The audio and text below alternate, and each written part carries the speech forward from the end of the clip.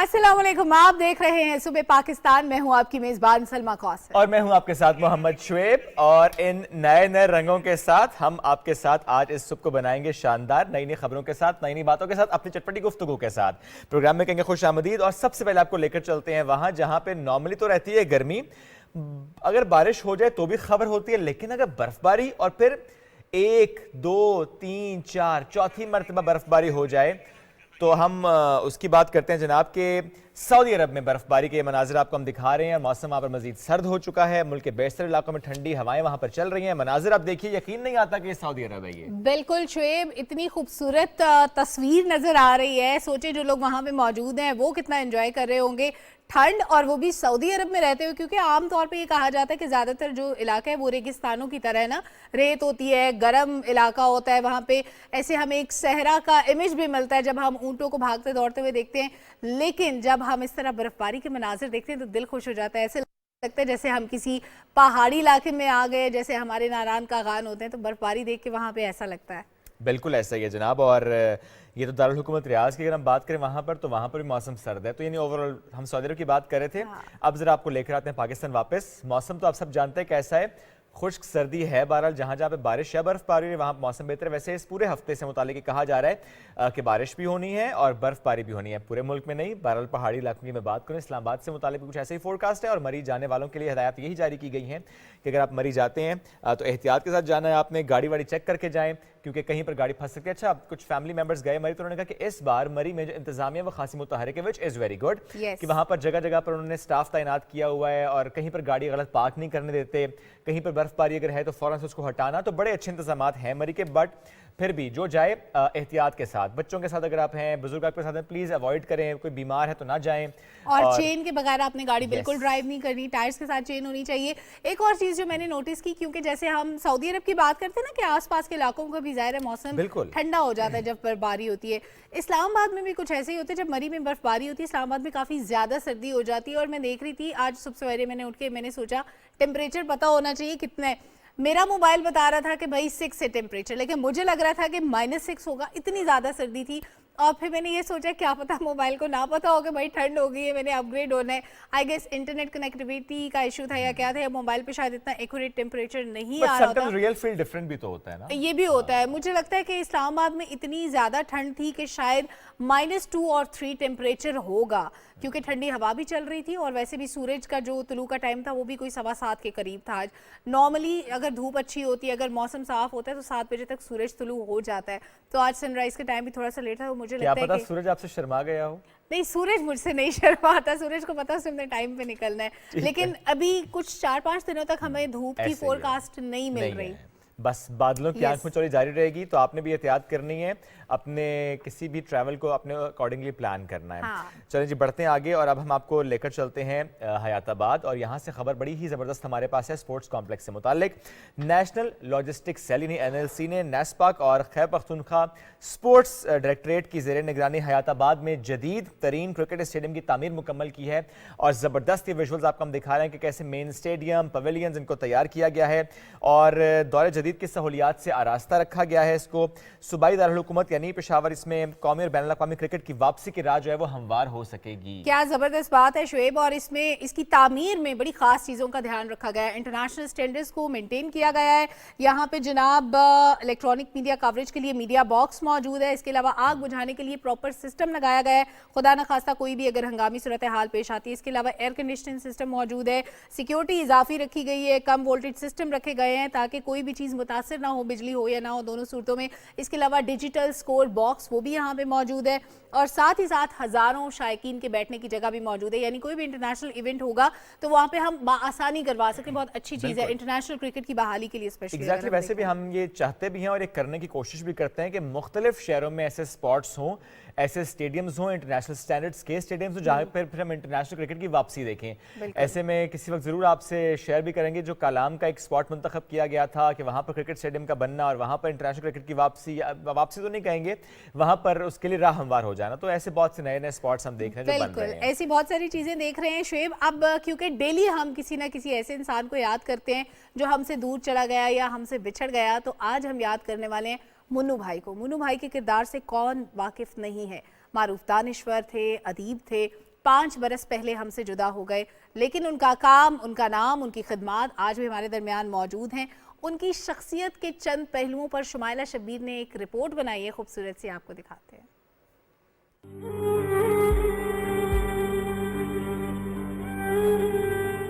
मुन्नू भाई का शुमार अदब से वाबस्ता उन बेहतरीन शख्सियात में होता है जिन्होंने अपना फन किसी किताब से नहीं बल्कि अपने इर्द गिर्द चलते फिरते और सांस लेते किरदारों से सीखा। यही वजह है कि उनकी तख्लीक करदा किरदार जीते जागते इंसान मालूम होते। मुन्नू भाई 6 फरवरी 1933 को वजीराबाद में पैदा हुए। उनका असल नाम मुनीर अहमद कुरैशी था। 1956 में मुन्नू भाई ने रावलपिंडी से अपने सहाफती कैरियर का आगाज किया। 1982 में रोजनामा जंग लाहौर से मुंसलिक हुए। मुन्नू भाई ने पाकिस्तान टेलीविजन के लिए बेशुमार ड्रामे लिखे। उनकी मशहूर तख्लीकात में जजीरा, अजायब घर, प्लेटफॉर्म, झोंक सयाल, सोना चांदी, अबाबील और दश्त सरे फहरिस्त हैं, जबकि उनकी मशहूर किताबों में जंगल उदास है, गिरेबान और अजय कयामत नहीं आई शामिल हैं। आप उनके कॉलम्स देखिए, आप उनकी शायरी देखिए। शायरी तो उनकी जो पंजाबी की है, इट इज़ हार्ट टचिंग, ऐसे दिल में उतरती ऐसी थी कि ये क्या लिख क्या दिया मुन्नू भाई ने। तो मेरा ईमान है कि मुन्नू भाई न सिर्फ इस ज़िंदगी में बल्कि अपनी अगली ज़िंदगी के लिए भी इतना कुछ करके जा रहे हैं कि दोनों जिंदगी उनके लिए बहुत खूबसूरत होंगी। वो भी खूब दिहाड़े सन, भुख लगदी सी मंग लेंदे सा, मिल जांदा सी खा लेंदे सा, नहीं सी मिलदा ते रो पैंदे सा, रोंदे रोंदे सौ रहिंदे सा। ये भी खूब दिहाड़े ने, भुख लगदी है मंग नहीं सकदे, भुख लगदी है मंग नहीं सकदे, मिलदा है ते खा नहीं सकदे, नहीं मिलदा ते रो नहीं सकदे, ना रोइए ते सौ नहीं। 2007 में उन्हें तमगा हुस्ने कारकर्दगी से भी नवाजा गया। मुन्नू भाई फलाही कामों में भी हमेशा पेश रहे। वो सुंदस फाउंडेशन के बानी चेयरमैन भी रहे। 19 जनवरी 2018 को मुन्नू भाई इस जहान फानी से रुखसत हो गए। वो आज हम में नहीं, मगर उनकी याद हमेशा हमारे दिलों में जिंदा रहेगी। चलें जी, मुन्नू भाई को याद कर रहे थे, उनसे मुताल्लिक एक रिपोर्ट आपको दिखाई है। बढ़ते हैं आगे, कुछ तजर्बों की बात करते हैं। जब तजर्बे की बात की जाए तो वैसे भी हमने यही देखा ना, जब हम बायो पढ़ते थे, जो बायो के स्टूडेंट रहे हैं, कि हम तजर्बा नॉर्मली तो करते थे फ्रॉग पर, यस, फ्रॉग पे हम तजर्बे करते थे। लेकिन जब हम पढ़ते थे तजर्बों से मुताल्लिक, तो हम कहते थे कि सबसे पहला जो तजर्बा किसी भी हवाले से होता है वो चूहे पर होता है। वो किसी भी बीमारी से मुताल्लिक हो सकता है, किसी भी और रिसर्च की गर्ज से हो सकता है। तो अब चूहों पे जो तजर्बा किया गया है बड़ा इंटरेस्टिंग है। अमेरिकी माहिरीन ने एक हैरान कुन तजर्बा किया है और इसमें कामयाब होने का दावा कर रहे हैं, जिसमें माहिरीन ने बूढ़े चूहों को जवान जबकि कम उम्र चूहों को ज्यादा उम्र बनाने का दावा किया है। और साइंसी जरीदे सेल में शायद तहकीक के मुताबिक अमरीकी एपिजेनेटिक माहिरीन ने बुढ़ापे को खत्म करने के लिए इब्तदाई तौर पर चूहों पर तजर्बा किया, जो कि हैरान कुन तौर पर कामयाब रहा। चलें जी, ये तो आपने बड़ी मजे की बात बताई है शेब, यानी हम भी अब हो सकता है आने वाले कुछ सालों में जवान हो जाया करेंगे, तो ये तो जबरदस्त हो जाएगा। अच्छा, अब क्या करेंगे जनाब? अब मैं आपको एक बहुत अच्छी गुड न्यूज़ दूंगी। पहले हम YouTube पे ऐसी वीडियोस देखते थे जो पोस्टेड होती थी ऑलरेडी, या कोई चीज़ लाइव लगा के देखते थे, लेकिन अभी खूबसूरत किस्म की खुशखबरी ये है जनाब कि लाइव स्ट्रीमिंग जो है उससे अब आप मुफ्त टीवी शोज़ भी देख सकते हैं, आप फिल्में देख सकते हैं, डिफरेंट चैनल्स लगा के देख सकते हैं। यानी आपको खबरें सुननी है, आपको ड्रामा देखना है, आपको कार्टून देखने हैं, या आपको स्पोर्ट्स चाहिए, कुछ भी चाहिए, आप YouTube लाइव स्ट्रीमिंग पे देख सकते हैं। तो ये एक नया फीचर मुतारिफ कराया गया है। इससे पहले ये होता था कि सबके लिए लाइव की फैसिलिटी नहीं थी, सिर्फ वो चैनल्स वहाँ पे लाइव जा सकते थे जिनके पास लाइसेंस आए, जिनके फॉलोअर्स ज़्यादा थे, जिनका वॉच टाइम ज़्यादा था। लेकिन अभी ये तकरीबन सारे लोगों को फैसिलिटी मिल चुकी है। तो अब मेरा ख्याल है कि घर में टीवी की जो ज़रूरत है उसके इस्तेमाल में मज़ीद कमी आएगी, क्योंकि अब ज़्यादातर लोग स्विच करेंगे पोर्टेबल डिवाइसेस पे, मोबाइल हो गया, टैबलेट हो गया, या जो भी चीज़ आप चलते फिरते सफ़र में, गाड़ी में, बाइक पे, कहीं पे भी आप यूज़ कर सकें।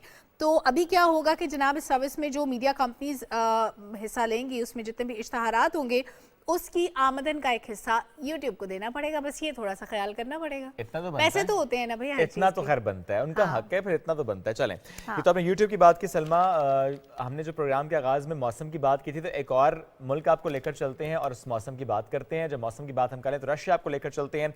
रशिया, इसकी एक वफाकी खुद मुख्तार इकाई है जहाँ का दारुल-हुकूमत है कोत्सिक। कुर्रा अर्ज का सबसे सर्द शहर इसको डिक्लेयर किया गया है। -50 डिग्री सेंटीग्रेड इसका टेम्परेचर जो है वो गिर चुका है, पारा इतना गिर चुका है। लेकिन मामला जिंदगी वहां पर रवां दवां है सलमा। क्या बात है भाई, ये तो आपने बड़ी अच्छी बात बता दी है कि सर्दी कितनी भी हो काम के आड़े नहीं आनी चाहिए, जिंदगी इसी तरह चलती जानी चाहिए। लेकिन 50 जो टेम्परेचर है ना, -50, -2-3 की मैं बात कर रही थी कि यहाँ पे हमारी हालत बुरी हो जाती है। और -50 सोचेंगे, मुझे लगता है वो हवा में, ये देखें जैसे हम दिखा रहे हैं ना, कोई चीज़ फेंके तो वो जम जाती है ज़मीन पे आते आते, पानी भी फेंके तो वो जम जाता है, तो फिर क्या होता है कि फिर आपके लिए ज़िंदगी बड़ी मुश्किल होती है। अच्छा, कुछ एरियाज़ में मैंने देखा है कि जैसे हमारे स्कर्दू, बल्तिस्तान, जहाँ पे बर्फबारी होती है, वहाँ पे पाइपों पे ऐसे एक वो बोरी लपेटी जाती है, यस, उस पे मिट्टी का तेल डाला जाता है, उसको आग लगाते हैं, फिर वो जो जमा हुआ पानी होता है वो बाहर निकलता है। तो ज़िंदगी कुछ ऐसी होती है, ठंडे इलाकों में बड़ी डिफरेंट होती है, बड़ी मामूल से हट के होती है, हमारी तरह वहाँ पे ज़िंदगी। अच्छा, वहाँ पे लोग खुराक जो है वो भी इस तरह की खाते हैं। और कश्मीर में शुएब एक बड़ा डिफरेंट ट्रेंड है। कश्मीर में एक हम देखते हैं ना, वो सर से पांव तक एक लंबा सा ड्रेस पहना होता है, उसके अंदर हीटिंग के लिए कुछ पॉकेट्स बने होते हैं जिसके अंदर थोड़ी वो शायद आग जला के रखी जाती है। उसमें भी किसी दिन सेगमेंट करेंगे, अपने व्यूअर्स को बताएंगे, बड़ा एक डिफरेंट ट्रेंड होता है और ये बहुत से ठंडे इलाकों में इस्तेमाल होता होगा। तो वो जो एक लॉन्ग गाउन होता है उसके अंदर 2 पॉकेट्स होते हैं, उसके अंदर जब चीज़ों को गर्म रखा जाता है तो वो क्या होता है कि आपकी बॉडी वार्म रहती है। और फिर खुराक भी ऐसी होती है, ड्राई फ्रूट्स और ये सारी चीज़ें, तो ये बड़ी बेनिफिशियल होती हैं आपके लिए। बिल्कुल ऐसे हो जाए, जहाँ पे इंसान रहता है, जिस देश में रहता है, कहते हैं जैसा देश वैसा भेष, तो फिर जहाँ पे रहते हैं वहाँ के डायनामिक्स को समझते हुए अपनी प्रैक्टिस को बदलना पड़ता है। चलिए अब आपको हम लेकर चलते हैं चित्राल। वैसे चित्राल बहुत खूबसूरत भी है और आजकल तो ठंडा ठार है चित्राल, लेकिन चित्राल में ले जाने का मकसद ये है कि जनाब वहाँ से ताल्लुक़ रखने वाले 5 नौजवानों का आज हम जिक्र करेंगे, जिन पर मुश्तमिल एक बैंड है और इसने पुराने चित्राली मौसीकी को एक नए अंदाज में कंपोज किया है। यानी चित्राली म्यूज़िक वैसे ही बहुत खूबसूरत है और अभी नए अंदाज से इसको कंपोज करना और वो सबके सामने लेकर ना कि जिद्दत का लगाया है उन्होंने तड़का। और ये जो मौसीकी की तारीख़ में पहला इसको बैंड कहा जा रहा है जो इस लेवल पे जो काम कर रहा है। और पुराने गीतों को चित्राली सितार, रबाब, गिटार और पियानो के साथ बजाकर हर तरफ उन्होंने सुर बिखेरे। तो ज़रा सुनवाते हैं और आपको दिखाते हैं। मौसीकी किसी भी मुआशरे की तहज़ीब व सकाफ़त का अहम जुज़ माना जाता है, जो किसी भी ज़ुबान की तरवीज में अहम किरदार अदा करता है।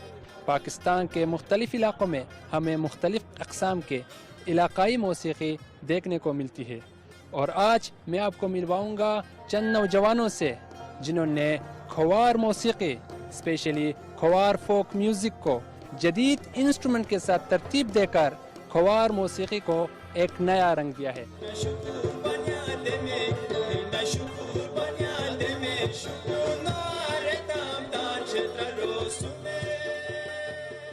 काशकारियन बैंड ने पुराने मौसीकी को नए अंदाज में कंपोज करके ख्वार मौसीकी में जिद्दत डाली है।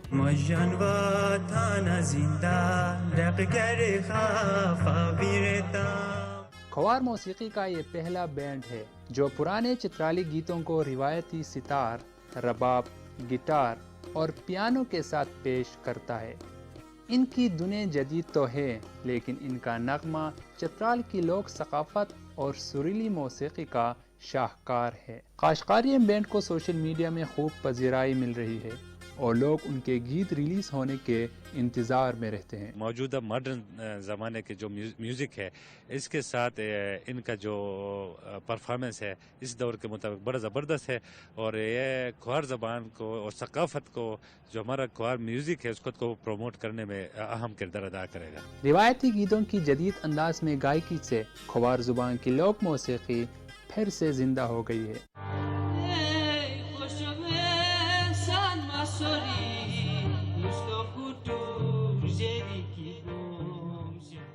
बैंड से वाबस्ता इन नौजवानों का मानना है कि काशकारियन बैंड के जरिए वो अपनी सकाफत और तारीख को पूरी दुनिया के सामने रखना चाहते हैं।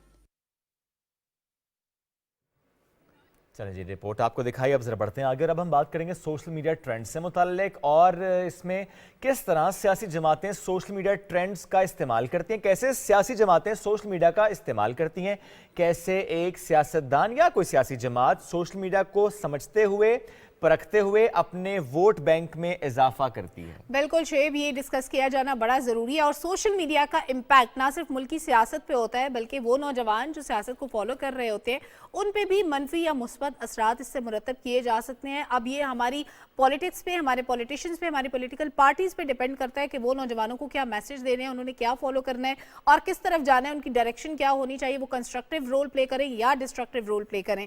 तो हम व्हाट्सएप की बात करें, फेसबुक, इंस्टा, ट्विटर, यूट्यूब, किसी भी चीज़ की बात करें, ये सारे वो ज़राए हैं जिनके ज़रिए आप सियासी जमातें अपने मकासद हासिल करती हैं, चाहे वो पॉजिटिव हों, चाहे वो नेगेटिव हों। कभी उनका ज़ाती एजेंडा होता है, कभी उनका पॉलिटिकल एजेंडा होता है। तो इस सब के पीछे क्या रीजंस होती हैं, हम कैसे इसको ओवरकम करें, जहाँ जहाँ पे हम लैग करें। हमारे साथ मौजूद हैं लाहौर स्टूडियोज़ में सोशल मीडिया एक्सपर्ट फर्रुख वड़ाई साहब। अस्सलाम वालेकुम, कैसे हैं आप?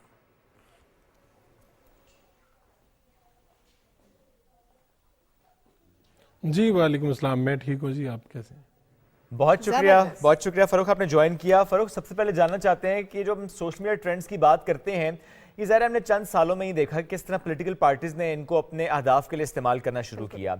How do you see this? ये कितना पॉजिटिव तौर पर इस्तेमाल हुआ और उसमें नेगेटिविटी कितनी आई है?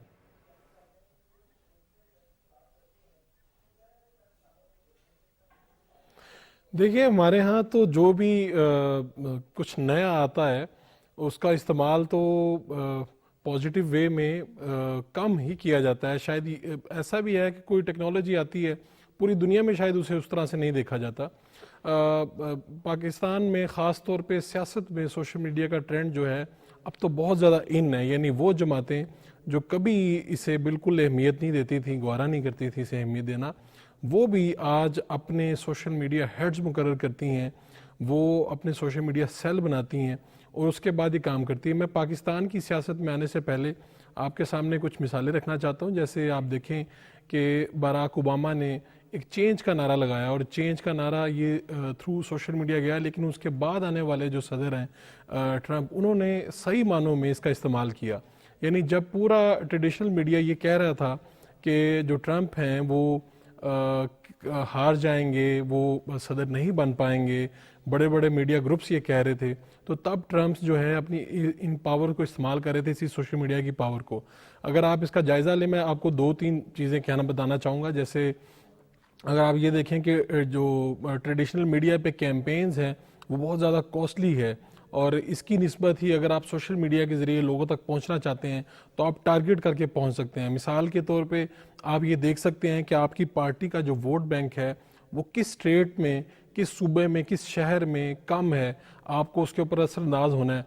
आपको कौन सी एज है जो लड़कियों की, लड़कों की जो आपके वोटर नहीं हैं, या अगर आपके वोटर बड़े हैं, बड़ी उम्र के हैं, तो आपको छोटी उम्र के लोगों को मुतासिर करना है तो आप सोशल मीडिया को टारगेट दे के कि आप फ़लाँ शहर के फ़लाँ जो इलाका है वहाँ के लोगों को दिखा सकते हैं ये ट्रेंड्स। हमने जो ट्रंप हैं उनको देखा, उन्होंने बाकायदा आप कह सकते हैं कि वो फातेह बनाने में इस चीज़ का बड़ा किरदार है। दूसरी बात, ये जो रिसर्च ये बताती है कि जब कोई सियासतदान, उम्मीदवार जो खुद इंटरेक्शन करता है लोगों के साथ, तो सोशल मीडिया यूज़र या पब्लिक का जो बड़ा मेजॉरिटी है उसका ये मानना होता है कि ये वो बंदा है, ये वो उम्मीदवार है, इसकी पर्सनल फीलिंग्स हमारे साथ रहते हैं, ये कुछ भी बता रहा है, कुछ भी कह रहा है, इसके नज़रियात डायरेक्टली हमारे तक पहुंच रहे हैं। बनिस्बत इसके कि इनडायरेक्ट तरीका इस तरह से हो, सोशल मीडिया पर यूज़ करने, आपकी जेब में भी है मोबाइल, मेरी जेब में भी है, मैं इसे देख रहा हूँ किसी भी वक्त, किसी का भी ट्वीट, एक तो ये कि तेज़ तरीन ज़रिया बन गया, इसके ज़रिए आप अपने वोटर्स, मीडिया हर तक पहुँच सकते हैं। दूसरी तरफ ये कि आसान भी है, इसका अब ट्रेंड है, लोग यूज़ अपना टाइम जो है, मुख्तलिफ जो स्टडीज़ हैं वो ये बताती हैं कि लोग अपने दिन का जो 6 से 7 घंटे एवरेज इस मोबाइल को देते हैं। अब ज़माना बदल गया है, लोग अपने जो टीवी हैं वो ज़िंदगी में शायद 2 मरतबा अपडेट करते हो अपने घरों के, लेकिन जो अपने मोबाइल हैं वो हर साल या हर दूसरे साल लोग अपडेट करने की तरफ जा रहे हैं। ख़ास तौर पे जो यंग लोग हैं वो इसे पसंद करते हैं। यानी मेजर जो 4-5 प्लेटफॉर्म्स हैं उनके ऊपर हर किसी का अकाउंट होगा, अगर अकाउंट नहीं भी होगा तो वो उसका यूज़र होगा। मिसाल के तौर आप गूगल, यूट्यूब है, ट्विटर है, ये फेसबुक है, इस पे कौन होगा? हमारे स्टूडियो में इस टाइम खड़े हुए कैमरामैन से लेके बाहर जितने भी लोग जा रहे हैं, ان سب کے کہیں نہ کہیں اس کے اوپر اکاؤنٹس ہیں, یہ سب یوٹیوب پہ کوئی نہ کوئی ویڈیو دیکھتے ہیں, اور یہی سوشل میڈیا جو ہمارے گھر کے اندر تک رسائی ہے. یہی میں اب پاکستان کی طرف اگر آپ آئیں, نقصانات کا سامنا کرنا پڑ رہا ہے. سب سے پہلا تو یہ کہ کسی بھی انسان کو بنانے میں, بگاڑنے میں, کسی انسان کی ایگزسٹنس کو پروف کرنے میں سب سے پہلے تو آ گیا سوشل میڈیا. اگر وہ بندہ سوشل میڈیا پہ ایگزسٹ کرتا ہے that means he is popular. اچھا, اس کے بعد جب ہم دیکھتے ہیں کہ سوشل میڈیا پہ مختلف طرح کے ٹرینڈز چل رہے ہوتے ہیں, اگر کوئی بھی ایک انسان سوشل میڈیا پہ کوئی بھی پوسٹ کر رہا ہے چیز, تو اس کے بعد وہ ٹرینڈنگ میں آنا شروع ہو جاتی ہے, اور سم ٹائمز اتنے شرمناک ٹرینڈز ہوتے ہیں کہ ان کو آپ کوٹ کرنا بھی اپنی توہین سمجھیں. کسی بھی مہذب معاشرے میں ایسے ٹرینڈز کو نہ فالو کیا جاتا ہے نہ ان کو ترویج دی جاتی ہے, لیکن ہمارے یہاں ہم دیکھتے ہیں کہ ٹاپ ٹرینڈنگ میں ایسی چیزیں ہوتی ہیں جو کسی کے امیج کو ملائن کرنے کے لیے ہوتی ہیں. Some times parties, some times خواتین ہوتی ہیں, کسی کو بھی ٹرول کیا جا رہا ہوتا ہے. اور پھر تیسرا نقصان یہ ہو رہا ہے فروخ کہ جب ہم دیکھتے ہیں کہ سوشل میڈیا کا انفلوئنس اتنا زیادہ ہے, ایک طرف کوئی 10, 12, 15 سال کا ایکسپیرینس لیے صحافی بیٹھا تجزیہ دے رہا ہوگا, اور ایک طرف ایک ایسا انسان بیٹھا ہوگا جو شاید اسکول بھی نہ گیا ہو یا شاید 4-5 دن گیا ہو, سرسری سا نالج ہوگا, لیکن وہ بیٹھا اپنی رائے دے رہا ہوگا. ایک عام شہری کے لیے وہ ان دو لوگوں کی رائے میں تفریق کرنا مشکل ہو جائے گا کہ مجھے کس کو فالو کرنا ہے.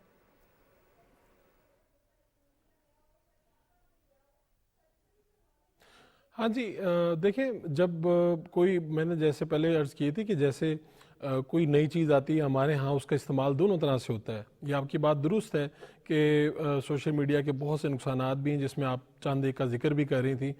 میں آپ کو یہ بتاتا ہوں کہ میں نے جو اسٹڈیز بھی دیکھی ہیں, جو ہم خود بھی لوگوں کے ساتھ انٹریکشن کرتے ہیں, یعنی سوشل میڈیا میں یہ ٹرینڈ میں آنا صرف پاکستان میں نہیں ہے. پاکستان کے ساتھ ہمارا انڈیا ہے, دوسرے جو ممالک ہیں, یہاں تک کہ جو یورپین کنٹریز میں, وہاں پہ بھی لوگ بڑی مختلف حرکتیں کر کے پاپولر ہو جاتے ہیں. یعنی جو بڑی مہذب قومیں ہیں, بہت آگے ہیں پڑھائی میں, ہر قسم میں, وہاں پہ بھی مختلف جو ٹرینڈز میں لوگ آ رہے ہوتے ہیں, بڑی عجیب و غریب حرکتیں کی ہوتی ہیں, وہ بھی پاپولر ہوتے ہیں, ان کو بھی وہ بھی وائرل ہوتے ہیں. ایک بات یہ ضرور ہے کہ اس کے ذریعے فیک نیوز کا بھی ایک, جو خاص طور پہ پی ٹی وی تو اس کا تذکرہ کرتا ہے کہ فیک نیوز بھی بڑی عام ہوئی ہے. ڈیفینیٹلی ایک بندہ اگر یہ آپ ہر ایک انسان کی جیب میں ہے, ہر ایک کی رسائی میں ہے, آپ میں کوئی بھی اس کے اوپر اکاؤنٹ بنا سکتا ہے. اگر ہم خاص طور پہ یوٹیوب اور اس کی بات کر لیں تو اس پہ بنا کے یا فیس بک پہ بنا کے ہم کوئی بھی رومر دے سکتے ہیں, اور اس پہ لوگ اب یقین بھی کرتے ہیں. لوگوں کا مثال کے طور پہ بہت سی, جب ابھی چھٹیاں ہوتی ہیں کسی جگہ پہ یا کوئی معاملہ ایسا ہوتا ہے, تو بہت سے لوگ فون کرتے ہیں, وہ کہتے ہیں جی فیس بک پہ اور ادھر تو آ رہا ہے, تو کیا یہ واقعی ایسا ہوا ہے؟ ابھی لوگوں کا آہستہ آہستہ لوگ اس کے اوپر بلیو کرنا شروع ہو گئے ہیں سوشل میڈیا پہ, کیونکہ جو معلومات پہلے آتی ہے وہ اپنا ایک اثر چھوڑتی ہے. کہیں نہ کہیں آپ یہ بھی دیکھیں کہ جو پروپیگنڈا ہے, پروپیگنڈا اگر کسی بھی پارٹی کے بارے میں یا کسی فرد کے بارے میں بار بار ایک ہی طرح کی انفارمیشن کہیں پہ دی جائے, اس کے نتیجے میں اس پارٹی کا, اس شخص کا ووٹ بینک متاثر ہوتا ہے. ہم نے ریسنٹ ابھی ایگزامپلز میں دیکھا ہے کہ لوگ گراؤنڈ میں کچھ ہیں, لیکن سوشل میڈیا کی بدولت وہ پروپیگنڈا کر کے پاکستان کے, جس طرح ابھی آپ کراچی کے اگر ایگزامپل لے لیں تو سوشل میڈیا کے تھرو تو یہ پتہ چلتا ہے کہ شاید پاپولیرٹی کسی اور جماعت کی ہے, لیکن جب آپ گراؤنڈ پہ الیکشنز ہوتے ہیں, جب آپ دیکھتے ہیں تو تب آپ کو نتیجہ ذرا مختلف نظر آتا ہے. لیکن میں آپ کو یہ کہوں گا ہمارے ہاں ایک بینڈ ویگن کا تاثر ہے. اگر کسی اسی پر کامنٹ لینا چاہ رہا تھا کسی کہ سوشل میڈیا ٹرینڈز ایک طرف, سوشل میڈیا پہ کرائے گئے پول ایک طرف, لیکن آن گراؤنڈ سچویشن یکسر مختلف. آپ نے اس کا حوالہ بھی دے دیا جو کراچی میں انتخابات ہوئے, ایون ہم جنرل الیکشنز میں بھی یہی دیکھتے آئے ہیں. ایک تو میں یہ جاننا چاہتا ہوں آپ سے کہ یہ کیوں اتنا ڈفرینٹ ہوتا ہے, اور دوسری بات یہ کہ کیا سوشل میڈیا کی بدولت ہم نے اپنے سیاستدانوں کو اکاؤنٹیبل بھی بنا دی ہے کہ اب ان تک رسائی آسان ہے, اب ان تک پہنچنا آسان ہے, ان کو تنقید کرنا ان پر آسان ہے, ان سے سوال کرنا آسان ہے, ان کو جواب دینا پڑتا ہے, اگر وہ نہ دیں وہ اس سسٹم سے آؤٹ تصور کیے جاتے ہیں.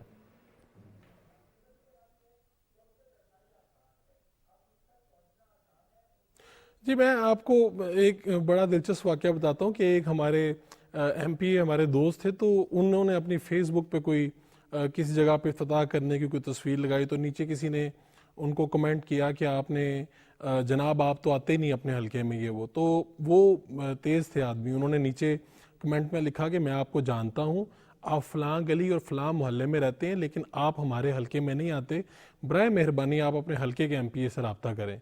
اچھا, اب لوگ ٹارگٹ بھی کر سکتے ہیں, اکاؤنٹیبل بھی بنایا ہے. लोग जब 5 साल बाद जब पार्लियामेंट के लोग आते थे या इलेक्शन के वक्त जब वोट मांगने के लिए पूरे हलके में जाना होता था तो लोग तब उनसे गिले शिकवे करते थे, चीज़ें करते थे। आज देखें कि इसकी वजह से अवेयरनेस भी आई है ना, आपके लिए आसान हो गया। लोग कहते थे जी हमारी दरख्वास्त नहीं सुनी जा रही, हमारी बात नहीं सुनी जा रही। आज आप किसी भी MP MNA का अपना इंडिविजुअल पेज बना हुआ है, आप उनका अकाउंट बना हुआ है, लोग गिले शिकवे सरेआम सरे बाजार कर रहे हैं। इसका एक अपनी जगह पे असर है।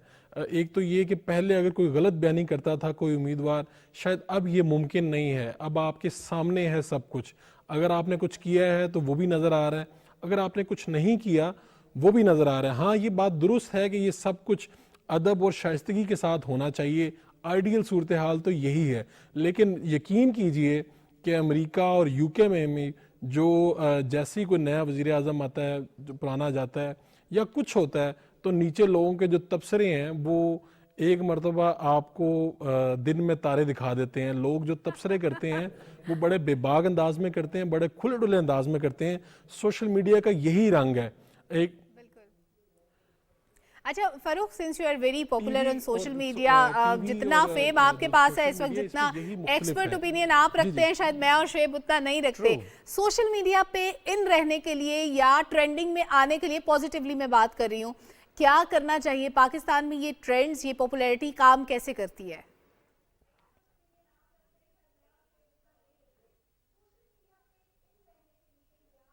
देखिए, ये तो एक बात तो है कि सोशल मीडिया के थ्रू आप अपना कोई भी टैलेंट जो है वो बड़ी आसानी के साथ और बड़ी जल्दी लोगों के सामने ला सकते हैं। लेकिन आपको याद है, मुझे खुद भी ये बात बड़ी अच्छी तरह याद है कि पिछले कई सालों में लोग कहा करते थे देखें जी मेरे पास सिफारिश नहीं है। जहाँ पर शुएब या आप बैठे हुए हैं, ये देखें जी TV पे देख के लोग तबसरा करते थे देखें जी मेरे पास सिफारिश नहीं है, इनके पास सिफारिश होगी।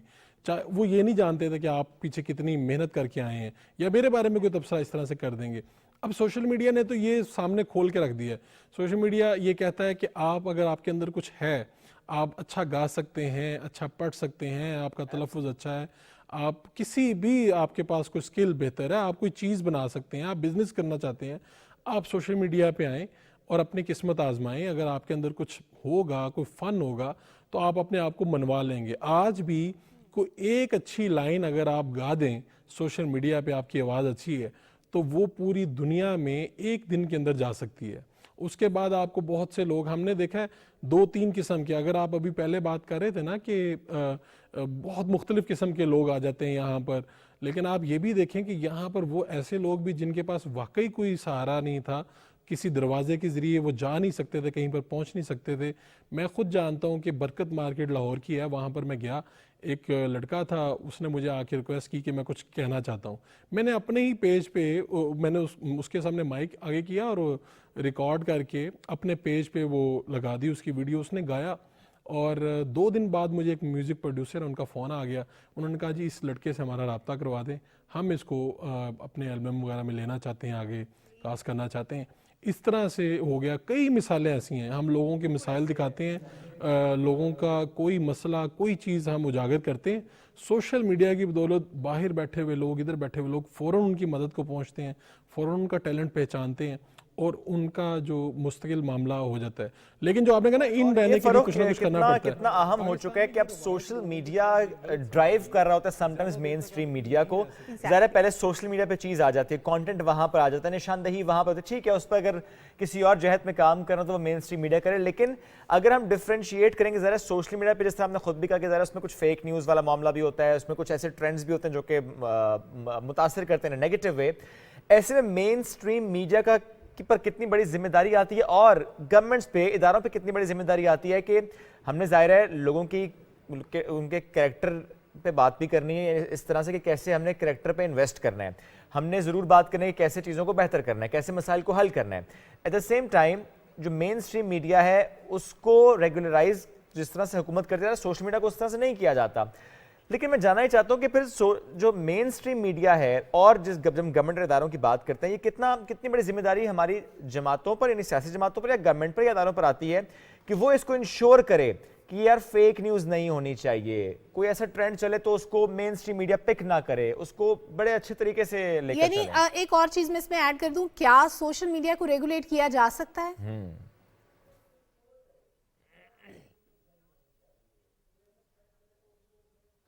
ابھی فی الحال تو ایسا ممکن نظر نہیں آتا. میں پچھلے کئی سالوں سے پاکستان میں یہ ڈیبیٹ دیکھتا ہوں کہ سوشل میڈیا کو ریگولیٹ کیا جائے.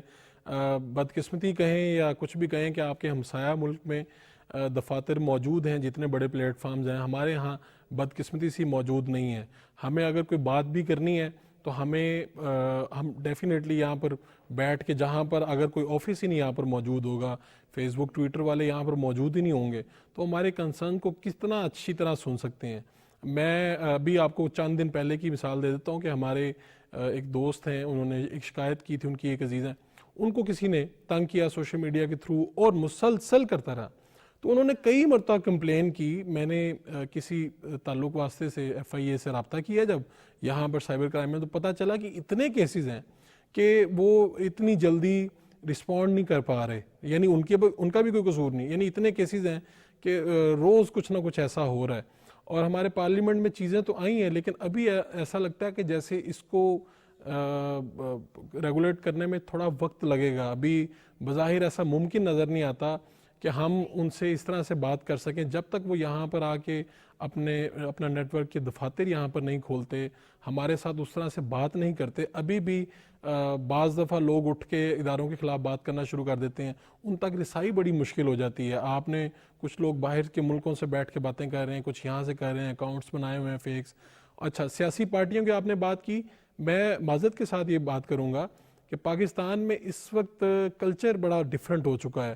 سیاسی پارٹیاں, سیاسی لیڈرز جو ہیں, ابھی پچھلے دنوں ہمارے دوست ہیں قاسم علی شاہ صاحب, انہوں نے کچھ بات کی جو کسی کو بری لگی, تو اس کے بعد مجھے یہ پتہ ہے, میرے نالج میں ہے کہ ایک پورا ٹرینڈ بنایا گیا, ایک پورا گروپس میں یہ شیئر کیا گیا کہ ان کی کردار کشی کی جائے, اور ان کی بات کسی کو ناگوار گزری کسی کو, تو وہ پارٹی کا جو میڈیا سیل ہے وہ فوراً حرکت میں آ گیا, اور انہوں نے پوری ایک کیمپین کی, ان کی کاروبار تباہ کرنے کے لیے ان کے بچوں کو ہراساں کیا گیا سوشل میڈیا پہ. یہ عام ہے, ابھی اس طرف آ رہی ہیں ادارے, کچھ نہ کچھ کرنا چاہ رہے ہیں, پارلیمنٹ میں بھی اس کے اوپر ڈیبیٹ ہوتی ہے, لیکن عملی طور پہ ابھی دیکھیں تو ایسا لگتا ہے کہ شاید ہماری سیاسی پارٹیاں بھی میچور نہیں ہوئیں.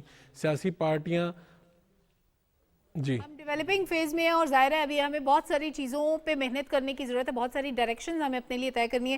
بہت شکریہ فاروق شہباز وڑائچ, آپ نے بڑے زبردست طریقے سے بڑے ڈیٹیلڈ انالیسس دیا اپنا, سوشل میڈیا کس طرح سے ہماری پولیٹکس کو, ہمارے ملک کو امپیکٹ کر رہا ہے, اور پھر جو انسانی ذہن پہ اثرات ہوتے ہیں اس کے, اس پہ بھی ہم نے بڑی سیر حاصل گفتگو کیا ہے. ہوپ بہت سارے لوگوں نے انڈرسٹینڈ کیا ہوگا کہ سوشل میڈیا کا جو استعمال ہے, rational use of social media, وہ بہت ضروری ہے. عقل مندی کے ساتھ سوشل میڈیا کا استعمال کریں, کوئی بھی ایسی پوسٹ, کوئی بھی ایسی چیز جو تصدیق شدہ نہ ہو, جس پہ آپ کی ریسرچ نہ ہو, وہ نہ لگائیں.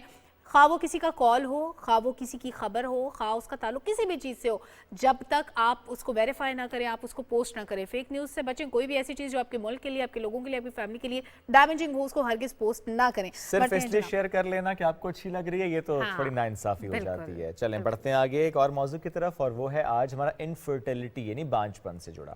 جب انفرٹیلٹی کی بات کرتے ہیں, ظاہر ہے وہ مرد کے ساتھ بھی معاملہ ہو سکتا ہے, خاتون کے ساتھ بھی ہو سکتا ہے, سم ٹائمز کپل کے ساتھ ذرا ایشو ہوتا ہے. اس پر ہم بات کریں گے, چھوٹی سی بریک لیتے ہیں, واپس آتے ہیں, ساتھ رہیے.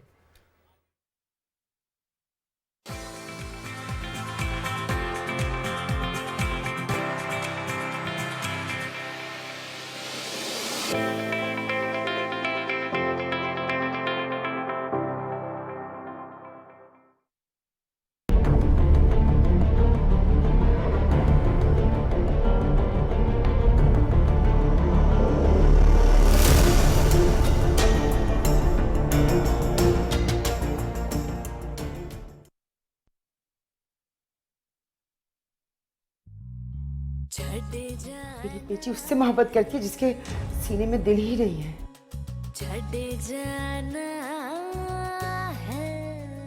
تو تم بتا دیتے, ہم کورٹ سے ڈائریکٹ ریسٹورنٹ ہی چلے جاتے کھانا کھانے. کوٹ کہتا تو بھی ٹھیک ہے موجو, واقعی سب نے بیگانہ سمجھ رکھا ہے مجھے. سے جوڑ سنگت دے ڈٹھے تے आखिर विथा पईयां। अगर मैं बुज़दिल होता तो क्या तुमसे कोर्ट मैरिज करता? बताओ।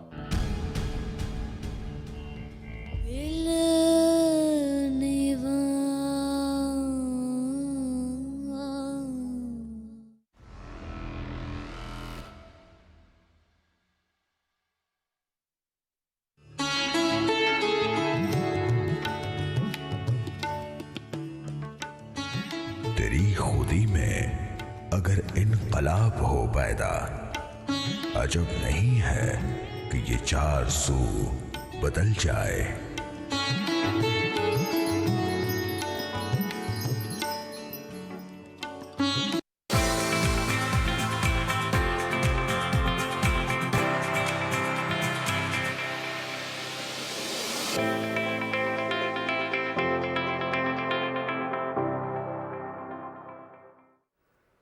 Welcome back after the break. Infertility बांझपन, इसकी बात करेंगे। प्रोग्राम में हमें ज्वाइन कर रही हैं मारूफ एंडोक्राइनोलॉजिस्ट हैं फरियाल महमूद साहिबा, उन्हें वेलकम करते हैं। अस्सलाम वालेकुम जी, कैसी हैं? वालेकुम जी, मैं ठीक हूं। बहुत शुक्रिया आपने ज्वाइन किया। फरियाल साहिबा, सबसे पहले जानना चाहते हैं, जब हम इनफर्टिलिटी की बात करते हैं, मर्द औरत कितने फीसद हम कहते हैं कि अच्छा इतने फीसद मर्दों में इशू और इतने फीसद केसेस में हम खवातीन पे बात करते हैं? देखिए जी, ये एक बहुत बड़ी आप कह लेंगे गलत कॉन्सेप्शन है, गलत ख्याल है हमारी सोसाइटी में कि इट्स ऑल फीमेल फैक्टर, ख़वातीन की वजह से। सिर्फ 40% केसेस में ख़वातीन की वजह से होता है। ओके, ठीक है, 40% मर्दाना कमज़ोरी से होता है और 20% केसेस ऐसे होते हैं जिसमें मल्टीपल फैक्टर्स होते हैं, यानी एक से ज़्यादा वजह भी हो सकती है। मल्टीपल फैक्टर से क्या मुराद है आपकी? लाइक कि एक से ज़्यादा, लाइक यू नो, इसकी रीजंस हार्मोनल इन्फेक्शंस वगैरह वगैरह बहुत सारी हैं। तो मल्टीपल फैक्टर्स कि दोनों में, एक में कोई और प्रॉब्लम है, एक में कोई और प्रॉब्लम है, तो दोनों की वजह से हो रहा है। और doctor Fariyal, as your endocrinologist, तो आप थायराइड इश्यूज को भी डील करती हैं। एक पेशेंट जो थायराइड का जिसको प्रॉब्लम है, क्या उसमें इनफर्टिलिटी के प्रॉब्लम्स होते हैं? जी, चाहे वो मर्द हो या औरत हो? जी बिल्कुल। कितने % चांसेस होते हैं? देखिए, थायराइड का जो पेशेंट अगर कंट्रोल नहीं है तो it's like more than 90% chance है कि उसको फर्टिलिटी। 90% लोग थायराइड की वजह से इनफर्टिलिटी का शिकार होते हैं। नहीं, ये बात नहीं है। 80 to 90% फॉर डिफरेंट रीजंस, ठीक है, जिसमें हार्मोन्स हैं, कोई इन्फेक्शंस हैं या बहुत सारी और वजूहात हैं। बाज़ औक़ात कोई आपकी स्ट्रक्चरल यानी कि कोई नुक्स ऐसा जो आपकी उसको उसकी जो उसका स्ट्रक्चर है उसको ख़राब करे ना, ठीक है, तो ये भी वजूहात होती हैं। सो आपने सबकी तरफ देखना होता है। बिल्कुल सही है। हाँ जी। और इनफर्टिलिटी में चाहे वो मर्द के साथ इशू है या खातून के साथ है, बेस लाइन टेस्टिंग क्या है? या आगाही के लिए हम बात करते हैं, किसी को अगर ये इशू है तो उसे मालूम हो कि बेस लाइन टेस्टिंग क्या है, डायग्नोस्टिक क्या है इनफर्टिलिटी का? देखिए, बेस लाइन इनफर्टिलिटी का डायग्नोस्टिक बहुत लंबा है। अच्छा, ठीक है, आप एक दफ़ा में नहीं बता सकते। From top to bottom, like from your pituitary hormones till your ovarian and testicular hormones, you have to test everything. आपको सारे हार्मोन्स चेक करने हैं, आपको इन्फेक्शंस के लिए स्क्रीन करना है, आपको जो कोई अंदरूनी नुक्स है उसके लिए स्क्रीन करना है। और बहुत सारे लोगों का ये ख्याल होता है डॉक्टर फरियाल के इनफर्टिलिटी ट्रीटेबल नहीं होती। बिल्कुल गलत, हाँ जी, ये ख्याल ऐसा नहीं है। इसमें ट्रीटमेंट के ऑप्शंस क्या क्या हैं, कितने चांसेस होते हैं, किस किस तरह का इनफर्टिलिटी का प्रॉब्लम होता है जिसको ट्रीट किया जा सकता है? अगर मैं व्यूअर्स की अवेयरनेस के लिए आप थोड़ा सा डिटेल में बता दें। देखिए, नंबर 1 कि इसके बहुत सारी वजूहात हैं, ठीक है ना, जैसे कि हमने अभी डिस्कस किया, थायराइड, प्रोलैक्टिन वगैरह वगैरह, टेस्टोस्टेरोन और सारे हार्मोन्स आ जाते हैं इसमें। इन्फेक्शंस हैं, कुछ के अंदरूनी कोई ऐसी इन्फेक्शंस हो गई हैं तो फर्टिलिटी नहीं हो पाती, या स्ट्रक्चर में कोई प्रॉब्लम है तो फर्टिलिटी नहीं हो पाती। तो आपने उस हिसाब से उसको सारा स्क्रीन करना है, सारे टेस्ट करने हैं, और फिर आप उसको इसमें ये कौन से कि इसमें बेस लाइन बताए ना, सारा टेस्ट करना पड़ेगा आपको। लेकिन इसमें जेनेटिक्स कितनी इन्वॉल्व है और एनवायरमेंटल फैक्टर्स कितने इन्वॉल्व हैं? एनवायरमेंटल फैक्टर्स तो बहुत इन्वॉल्व है, लेकिन जेनेटिकली नहीं होता ये, बिल्कुल नहीं होता, बड़े बहुत कम हद तक, आपके लिए 1% हार्डली, उससे भी कम। ठीक है। इन्वायरमेंटल फैक्टर्स की जब हम बात करते हैं तो आजकल ना अभी तो नहीं बल्कि कई सालों से ये चीज़ें चलती आ रही हैं जी, ब्रॉयलर चिकन खाएं तो मसला होता है, माइक्रोवेव का बहुत इस्तेमाल करें तो मसला होता है। तो ये जो मिथ्स अटैच होती चली गई जिस पे ज़रा कोई साइंटिफिक रिसर्च हमारे सामने अभी तक नहीं आई है, आपकी इस पे रिसर्च या नॉलेज क्या बताता है? क्या इन्वायरमेंटल फैक्टर्स ऐसे होते हैं, खाने पीने की रूटीन, एक्सरसाइज का ना करना, या whatever factor you want to mention, please? Environmental factors ज़रूरी होते हैं, बिकॉज आपकी जितनी आपकी एनवायरमेंट टॉक्सिक होता जाएगा, आपका फूड नॉन हेल्दी होता जाएगा, आपके हार्मोन्स नीचे जाते जाएंगे, ठीक है, आप उसमें फिर आपके लिए मुश्किल हो जाता है कंसीव करना खातून के लिए. तो you have to provide a healthy environment to the person, you know. ये हेल्दी से मुराद सिर्फ खुराक की हद तक है? नहीं, खुराक की हद तक नहीं है, बड़ी हद तक स्ट्रेस खुराक वाला की हद एलिमेंट तक. भी है, खुराक, स्ट्रेस और लाइक बहुत सारी फैक्टर्स हैं. यानी अगर एक कपल स्ट्रेस में है, किसी भी वजह से हो सकता है, वो फाइनेंशियल स्ट्रेस हो सकता है, वो इमोशनल स्ट्रेस हो सकता है, वो आपका रिलेशनशिप डिस्टर्ब हो सकता है, वो कोई फैमिली इशू हो सकता है, इन सारे फैक्टर्स कभी कंट्रीब्यूटिंग फैक्टर्स कहा जाता है कि वो कंसीव इसलिए नहीं कर रहे, कि टेस्ट बिल्कुल ठीक है, लेकिन कोई स्ट्रेस है उनकी जिंदगी में जिसकी वजह से वो कंसीव नहीं कर रहे. लेकिन जी स्ट्रेस के अलावा कुछ एक चीज़ भी, being Muslims we have to believe कि देयर इज़ मतलब अल्लाह की मर्जी भी होती है. बेशक ऐसे ही है जी. तो जब अल्लाह की मर्जी होती है तभी वो चीज़ हो सकती है. ठीक. अच्छा, अगर किसी भी फैमिली में प्रॉब्लम आ रहा है इनफर्टिलिटी का, क्या हस्बैंड वाइफ दोनों को डॉक्टर के पास जाना चाहिए? प्रायोरिटी क्या होनी चाहिए? वो अपने प्रॉब्लम को एड्रेस करने के लिए आगाज़ किस टेस्ट से करें, किस चीज़ से करें, या किस डॉक्टर के पास जाएं? पहले वो एंडोक्राइनोलॉजिस्ट के पास जाएंगे या वो पहले गायनेकोलॉजिस्ट के पास जाएंगे? जिन लोगों को नहीं पता उनके लिए नुक्ता आगाज़ क्या होना चाहिए? देखिए, नुक्ता आगाज़ 2 जगह से हो सकता है, बल्कि 3 जगह से हो सकता है. आप जा सकते हैं, स्पेशलाइज्ड फर्टिलिटी क्लिनिक्स भी हैं, ओके, ठीक है, जो सिर्फ फर्टिलिटी के लिए काम करती हैं, ठीक है, उनका और कोई काम नहीं है. ठीक. You can consult a endocrinologist also, ठीक है, और of course you can consult a gynaecologist also. अगर कोई ऑब्वियस फीमेल प्रॉब्लम है तो फिर तो आई थिंक स्टार्ट खातून की तरफ से होना चाहिए. ओके. और किस एज के लोगों को, फीमेल्स को स्पेशली, डॉक्टर के पास जाना चाहिए कि अगर मैं इस एज में हूँ और मेरी औलाद नहीं है तो मुझे डॉक्टर से कंसल्ट करना अबव चाहिए? 35. लेकिन above 35 one must consult a doctor. Okay. और शादी के कितने साल बाद? 1 साल के बाद. If you are living happily with your husband and you are not being able to conceive, नहीं हो रहा बच्चा, तो उस सूरत में ठीक है.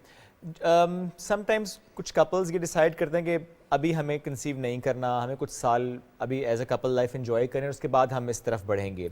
ऐसे में जो वो प्रिवेंटिव मेजर्स इस्तेमाल करें, चाहे वो मर्द है या खातून, जो भी इस्तेमाल करें, क्या उसकी वजह से और फिर जब एज बढ़ती है इसकी वजह से भी मसाइल होते हैं और इनफर्टिलिटी की तरफ जाता है कपल? जी, हो सकता है. मतलब देखिए, आप टाइम डिले कर रहे हैं ना, तो एज बढ़ती जाएगी, एज बढ़ती जाएगी तो आपके हार्मोन्स डिक्लाइन होते जाएंगे, तो डेफिनेटली एज. हार्मोन्स का इशू ज़्यादा खवातीन के साथ है कि मर्दों के साथ है? दोनों तरफ है जी. अच्छा. इसमें एक्सरसाइज का कितना रोल होता है? एक्सरसाइज देखिए आपके हेल्दी हार्मोन्स को बूस्ट करती है, ठीक है, आपका वेट रिड्यूस करती है, सो एक्सरसाइज का बहुत इंपॉर्टेंट रोल. वैसे आजकल जो एनवायरमेंटल फैक्टर्स हैं, जो हमारा लाइफस्टाइल है, हेल्दी हार्मोन्स, आपको लगता है कि ज़्यादा पॉपुलेशन, 50% पॉपुलेशन जो है हमारी, उसमें हेल्दी हार्मोन्स पाए जाते हैं? ज़्यादातर लोगों को थायराइड का प्रॉब्लम तो हर दूसरे बंदे को होता है, ऐसे ही है? नहीं, ऐसा नहीं है. फिर थायराइड का प्रॉब्लम यू कैन से कि 4% है पॉपुलेशन. लेकिन हमें तो, मुझे शुएब को जो मिलता है कहते हैं मुझे थायराइड का प्रॉब्लम है, हर किसी का थायराइड ग्लैंड जो है वो एक्स्ट्रा काम कर रहा होता है. वो इत्तेफाक हो सकता है, बरल आपने कहा कि 4% पॉपुलेशन जो है वो थायराइड की प्रॉब्लम्स का शिकार है, अदरवाइज इश्यूज दूसरे हो सकते हैं. और एक बार किसी को अगर थायराइड का प्रॉब्लम होता है उसको लाइफ टाइम मेडिकेशन पे रहना पड़ता है, या ये एक बार ठीक हो गया तो बस उसके बाद आप मेडिसिन से हट सकते हैं? देखिए, थायराइड में डिपेंड करता है कि आप किस किस्म की थायराइड प्रॉब्लम है. अगर आपका थायराइड काम ही नहीं कर रहा फिर तो आप लाइफ लॉन्ग मेडिकेशन पे रहेंगे, और इफ इट्स हाइपर यानी ज़्यादा काम कर रहे तो डेफिनेटली आपकी कुछ अरसे बाद दवाइयाँ कम हो जाए तो आप छोड़ सकते हैं. बिल्कुल ठीक है. अच्छा, आप थायराइड से वापस अगर हम इस तरफ आएँ इनफर्टिलिटी के ट्रीटमेंट की तरफ, आजकल बड़ा चर्चा IVF का है, जो कि इन्वेसिव एक तरीक़ेकार है. नॉन इन्वेसिव तरीक़ेकार कौन कौन से होते हैं, और क्या ऐसा होता है कि लोगों को पता ही नहीं होता, वो पहले ही इन्वेसिव की तरफ चले जाते हैं, हालांकि उनका ट्रीटमेंट तो नॉन इन्वेसिव हो सकता था? देखिए, जो अच्छे फर्टिलिटी सेंटर्स हैं दे ऑलवेज स्क्रीन, ठीक है. अच्छा. दे ऑलवेज स्क्रीन, और उसके बाद अगर दे रिकमेंड कि जी IVF ज़रूरी है तो वो करेंगे, अदरवाइज नहीं करेंगे. और नॉन इन्वेसिव में क्या क्या तरीक़ेकार हैं? नॉन इन्वेसिव में इट्स नंबर 1, अगर आपको कोई हार्मोन्स की डेफिशिएंसी या ज़्यादती है वो ठीक करेंगे, ठीक है. कोई इन्फेक्शन है, अंदरूनी इन्फेक्शन है या अंदरूनी नुक्स है, उसको आप ठीक करेंगे, ठीक है. और यही मेन चीज़ें हैं. उसके बाद डेफिनेटली अगर आप उस 10 to 20% की कैटेगरी में फॉल करते हैं जिसको इनमें से कोई प्रॉब्लम नहीं है, फिर यू गो फॉर IVF और IUI या XC, जो भी चीज़ हो आपकी. बिल्कुल ठीक है. लेकिन क्या ऐसा होता है कि ज़्यादातर केसेस में नॉन इन्वेसिव काम कर जाता है? 80%. 80%? ओके. और उसमें मेडिकेशंस होती हैं? Depending what is the cause, medications, mainly medications. Mainly medication होती हैं medications और ज़्यादा जिसके साथ इशू होगा उसके साथ आप फिर मेडिकेशन के साथ आप चलेंगे। तो ये नॉर्मल जो एक होता है कि इतने ड्यूरेशन का कोर्स नॉर्मल क्या है, जनरली कितने अरसे का ये कोर्स होता है जो भी नॉन इन्वेजिव प्रोसीजर्स होते हैं?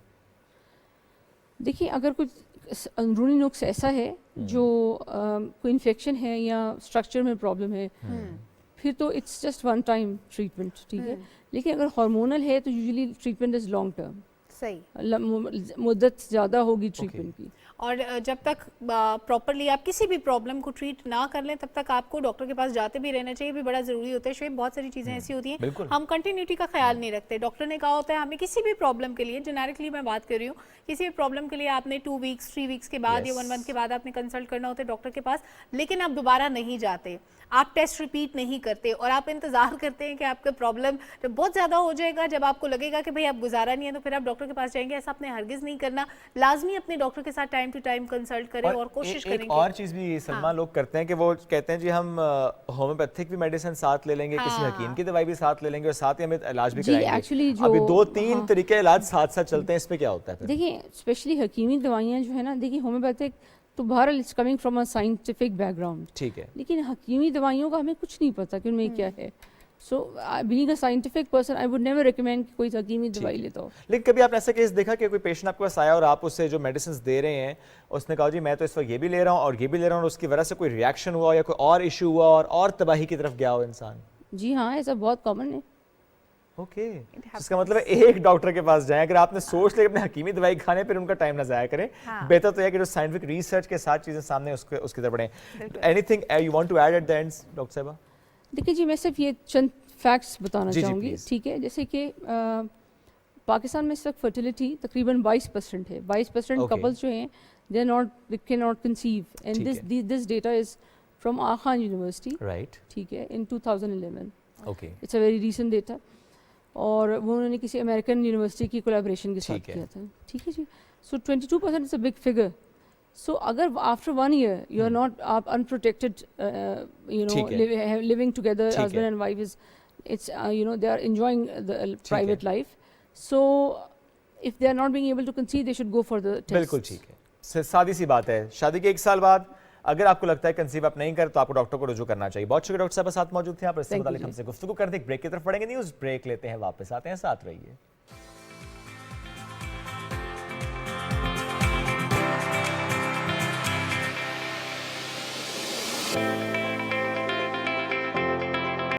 खुदी को कर बुलंद इतना कि हर तकदीर से पहले खुदा बंदे से खुद पूछे बता तेरी रज़ा क्या है। अब ये क्योंकि मैंने शेर सुना दिया तो मेरा ख्याल है मुझे ज़्यादा तमहीद बांधने की ज़रूरत नहीं है। एवरीवन नोज़ कि हम क्या बात करने वाले हैं। हम बात करने वाले हैं उस फ़लसफ़े की, उन तालिमात की जो हमें इकबाल से मिली।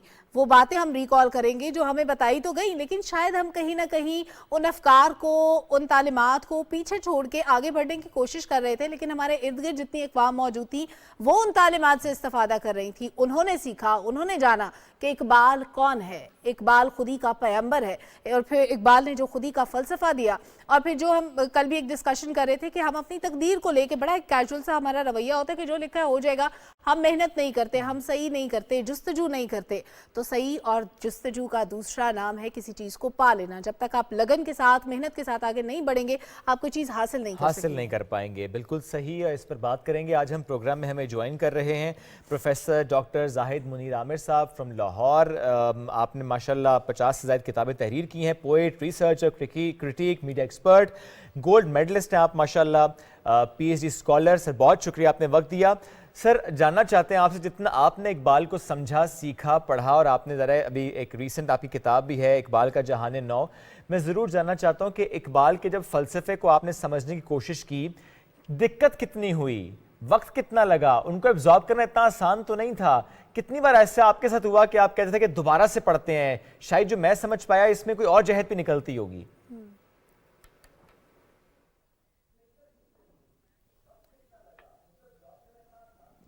जी बहुत शुक्रिया।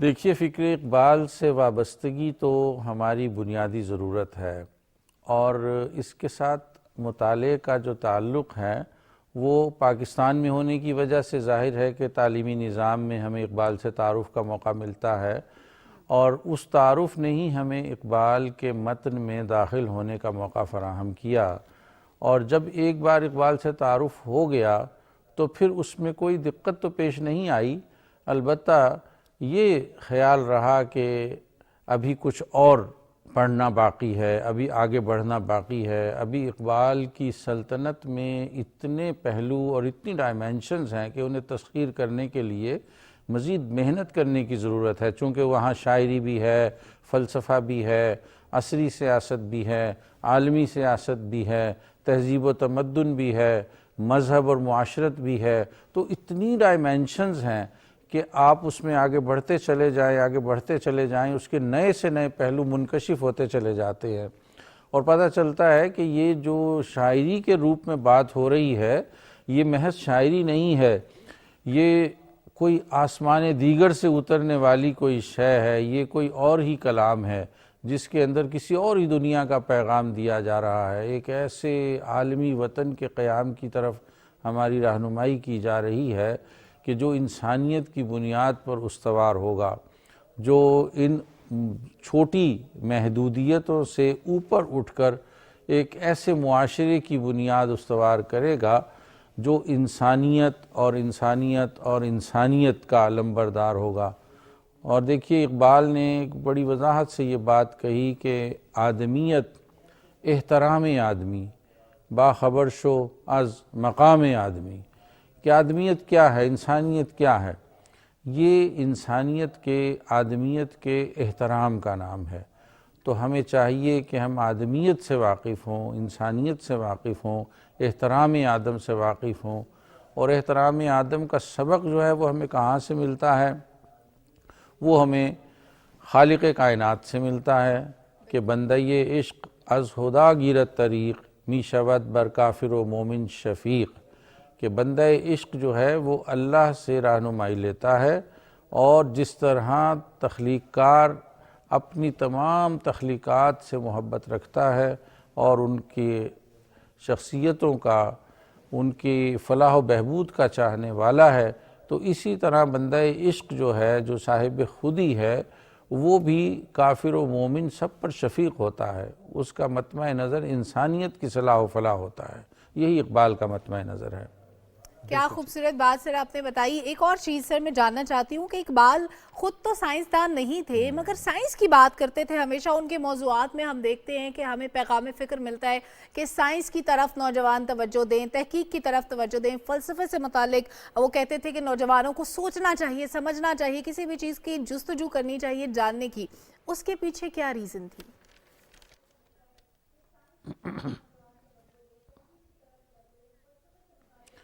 ہاں دیکھیے، سائنس کا مطلب ہے فطرت کی طرف رجوع، تو شاعر فطرت کا نباز ہوتا ہے، فطرت کا رازدان ہوتا ہے، فطرت کے رازوں کو منکشف کرتا ہے۔ تو اقبال نے اپنے عہد کے جدید ترین سائنسی تصورات سے اعتنا کیا۔ آپ دیکھیے کہ اس زمانے میں آئنسٹائن سے اتنا تعارف نہیں تھا لوگوں کا، لیکن علامہ کے ہاں ہمیں آئنسٹائن کے بارے میں پوری ایک نظم ملتی ہے جس میں انہوں نے کہا ہے کہ من چه گویم از مقام ان حکیم نکتہ سنج کرد زرتشتی ز نسل موسی و ہارون ظہور، کہ میں اس حکیم نکتہ سنج کے مقام کے بارے میں کیا بات کروں سوائے اس کے کہ حضرت موسیٰ اور ہارون کی نسل سے، علیہ السلام کی نسل سے ایک نیا زرتشت پیدا ہو گیا ہے۔ تو اصل میں وہ نوجوانوں کو زندگی کے ان تمام پہلوؤں کی طرف، تفکر کی طرف مائل کرنا چاہتے ہیں جو زندگی کی تفہیم میں ممد و معاون ہوتے ہیں۔ ان کا سارا کلام ہی اگر ہم دیکھیں تو نوجوانوں سے تخاطب پر مبنی ہے۔ ان کی پہلی کتاب اسرار خودی تھی جس میں خودی کی تربیت پر انہوں نے زور دیا۔ ظاہر ہے کہ ایک انسان کی شخصیت کا جو تشکیلی دور ہوتا ہے اس میں خودی کی تشکیل کا، خودی کی تربیت کا مرحلہ اسے درپیش ہوتا ہے۔ اور جاوید نامہ جو ان کی فکر اور ان کے فن کا معراج ہے، تو اس سے بھی انہوں نے ایک نوجوان کے نام سے موسوم کیا، اور اس کے آخر میں جو نظم لکھی ہے خطاب با جاوید سخنی بنا یاد نو، میں چاہتا ہوں اور سمجھتا ہوں کہ پاکستان کے ہر نوجوان کو اس نظم کا مطالعہ کرنا چاہیے کہ اس نظم میں انہوں نے اپنے تمام افکار کا خلاصہ پیش کر دیا ہے، اور تمام کلام ہی ان کا نوجوانوں سے تخاطب ہے، اور وہ نوجوانوں سے یہ چاہتے ہیں کہ وہ زندگی کو تسخیر کریں، اور اس بات پر وہ ملول ہیں، افسردہ ہیں کہ تیرے صوفے ہیں افرنگی، تیرے قالی ہیں ایرانی، لہو مجھ کو رلاتی ہے جوانوں کی تن آسانی۔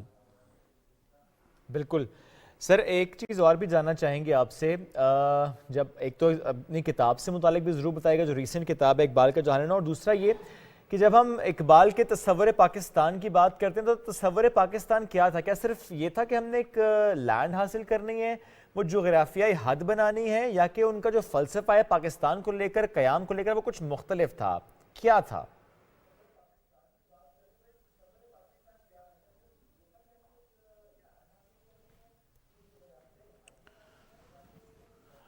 جی، جہاں تک میری اس نئی کتاب کا تعلق ہے تو اس سے پہلے میری 6 کتابیں علامہ اقبال کے فکر اور فلسفے پر شائع ہو چکی ہیں۔ ہیومینٹی بیونڈ کریڈ میری ایک کتاب ہے، ایک ریلیجیس ٹالرنس ان اقبالز فلسفی ایک کتاب ہے، O Arab world Muhammad Iqbal's passion for the Arabs ایک کتاب ہے، اقبال شناسی پر میں نے لکھا ہے، علامہ اقبال کی تاریخ ولادت پر ہے، مصر، اقبال اور اردو ہے، اور یہ تازہ کتاب جو اقبال کا جہانِ نو ہے، اس میں میں نے 3 پہلوؤں پر بات کی ہے۔ سب سے پہلے تو افکار اقبال کو نہایت مختصر طریقے سے چھوٹے چھوٹے عنوانات قائم کر کے آج کے مصروف ترین قاری کے سامنے پیش کیا ہے کہ وہ اپنی مصروفیات میں سے بہت زیادہ وقت ضخیم کتابیں پڑھنے کے لیے نہیں نکال سکتا، تو وہ ایک ایک عنوان کے تحت 1 صفحے میں 1.5 صفحے میں وہ ایک بات کو سمجھ لے۔ وہ اقبال ایک آفاقی مفکر کے عنوان سے ہے۔ دوسرا حصہ جو ہے وہ علامہ کے جو خطبات ہیں جو بے حد اہم ہیں، reconstruction of religious thought in Islam, ان کے بارے میں ایک تعارفی حصہ میں نے لکھا ہے، جس میں وقت کے نامور دانشوروں اور ماہرین اقبالیات سے میرا مکالمہ بھی شامل ہے کہ ان خطبات کے مضامین کیا ہیں، ان کی سلطنت کیا ہے، اس میں ہمارا داخلہ کیسے ہو سکتا ہے، اور ایک سیکشن جو ہے وہ ہمارے آج کے مسائل، عصری مسائل اور اقبال کی فکر کی روشنی میں ان کے حل پر مشتمل ہے۔ تو یہ میں نے اقبال کا جہانِ نو اس عنوان سے اس کتاب میں یہ 3 چیزیں اختصار کے ساتھ پیش کی ہیں، اور سادہ زبان میں کوشش کی ہے کہ جیسے نوجوان ہمارے زیادہ مشکل زبان کو پسند نہیں کرتے، دقت محسوس کرتے ہیں اور کم فرصت ہیں لوگ، تو ان کی مصروفیات کے اعتبار سے اختصار کو ملحوظ رکھا ہے۔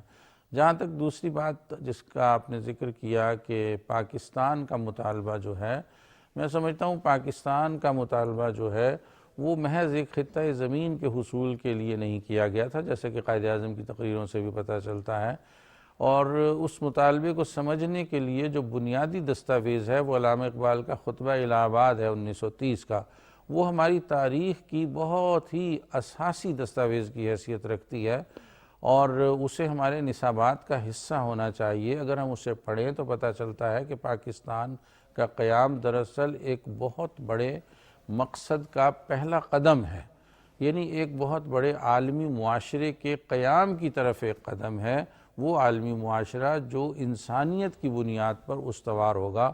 انسانیت کی بنیاد پر استوار ہونے کا یہ تصور جو ہے وہ قرآن نے ہمیں دیا ہے کہ تمام بنی نوع جو ہیں وہ آدم کی اولاد ہیں اور ایک خاندان کی حیثیت رکھتے ہیں، تو ہم اس خاندان کو ایک ملک، ایک قوم، ایک اینٹیٹی، ایک وحدت کے طور پر ہم دیکھنا چاہتے ہیں۔ تو پاکستان دراصل ایک بہت بڑے منصوبے، بہت بڑی اسکیم کا پہلا قدم ہے۔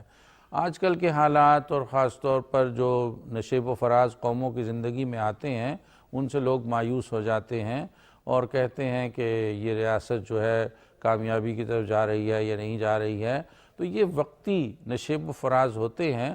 قوموں کی زندگی میں صدیاں جو ہیں وہ لمحوں کی طرح ہوتی ہیں، اور ہماری عمر تو ابھی 1 صدی بھی نہیں ہوئی ہے، تو یہ وقت گزر جاتے ہیں۔ ہمیشہ آپ کی جو منزل مقصود ہے اس پہ نگاہ ہونی چاہیے، تو ہماری منزل جو ہے ایک بین الاقوامی، بین الانسانی معاشرے کا قیام ہے، جس کے لیے پاکستان عمل میں لایا گیا، پاکستان کا قیام عمل میں لایا گیا، اور وہ بین الانسانی معاشرہ جو ہے وہ قرآنی تعلیمات کی روشنی میں ترتیب دیا جائے گا، اور اقبال اس انسانی معاشرے کے شاعر ہیں۔ اس لیے میں سمجھتا ہوں کہ اقبال کا مفکر پاکستان ہونا ان کی سب سے چھوٹی حیثیت ہے۔ اس سے بڑھ کر وہ مفکر اسلام ہیں، اس سے بڑھ کر وہ مفکر انسانیت ہے، جنہوں نے پوری انسانیت کے لیے سوچا ہے، پوری انسانیت کے لیے بات کی ہے۔ تو اس اعتبار سے جب ہم اقبال کو بین الاقوامی مفکروں کی صف میں رکھ کر دیکھتے ہیں تو وہ ہمیں بہت بلند مقام پر فائز دکھائی دیتے ہیں، اور ان کا پرسپیکٹو بہت وسیع ہے، اور ان کے ہاں تعصبات نہیں ہیں۔ آپ دیکھیے کہ انسانوں کی لکھی ہوئی جو کتابیں ہم جانتے ہیں، مکالمات افلاطون سے لے کر جاوید نامہ تک، ان میں جو بڑی بڑی کتابیں ہمارے سامنے آتی ہیں وہ اپنے تعصبات سے خالی نہیں ہیں، لیکن جاوید نامہ ایک ایسی کتاب ہے جس میں آپ کو کسی قوم، کسی مذہب، کسی فرقے کے خلاف کوئی تعصب دکھائی نہیں دے گا۔ وہ صرف اور صرف انسانیت کی بنیاد پر استوار ہونے والی کتاب ہے، اور ایسے انسانی معاشرے کا ہی پیغام دیتی ہے۔ تو پاکستان ایک بہت بڑے مقصد کے حصول کا پہلا قدم ہے۔ بالکل زبردست۔ اچھا ڈاکٹر صاحب، کیونکہ ہم بڑی ڈیٹیل میں آپ نے اپنا جو آپ کا تجزیہ کہتا ہے، اور آپ بے شمار کتابیں بھی لکھ چکے، جو آپ کا ویژن ہے وہ ظاہر ہے ہم فورسی نہیں کر سکتے۔ اگر میں آپ سے کہوں کہ آپ کیا سمجھتے ہیں ہم اس وقت اقبال شناسی کے کس مرحلے پر بطور قوم کھڑے ہیں، تو آپ کو کیا لگتا ہے؟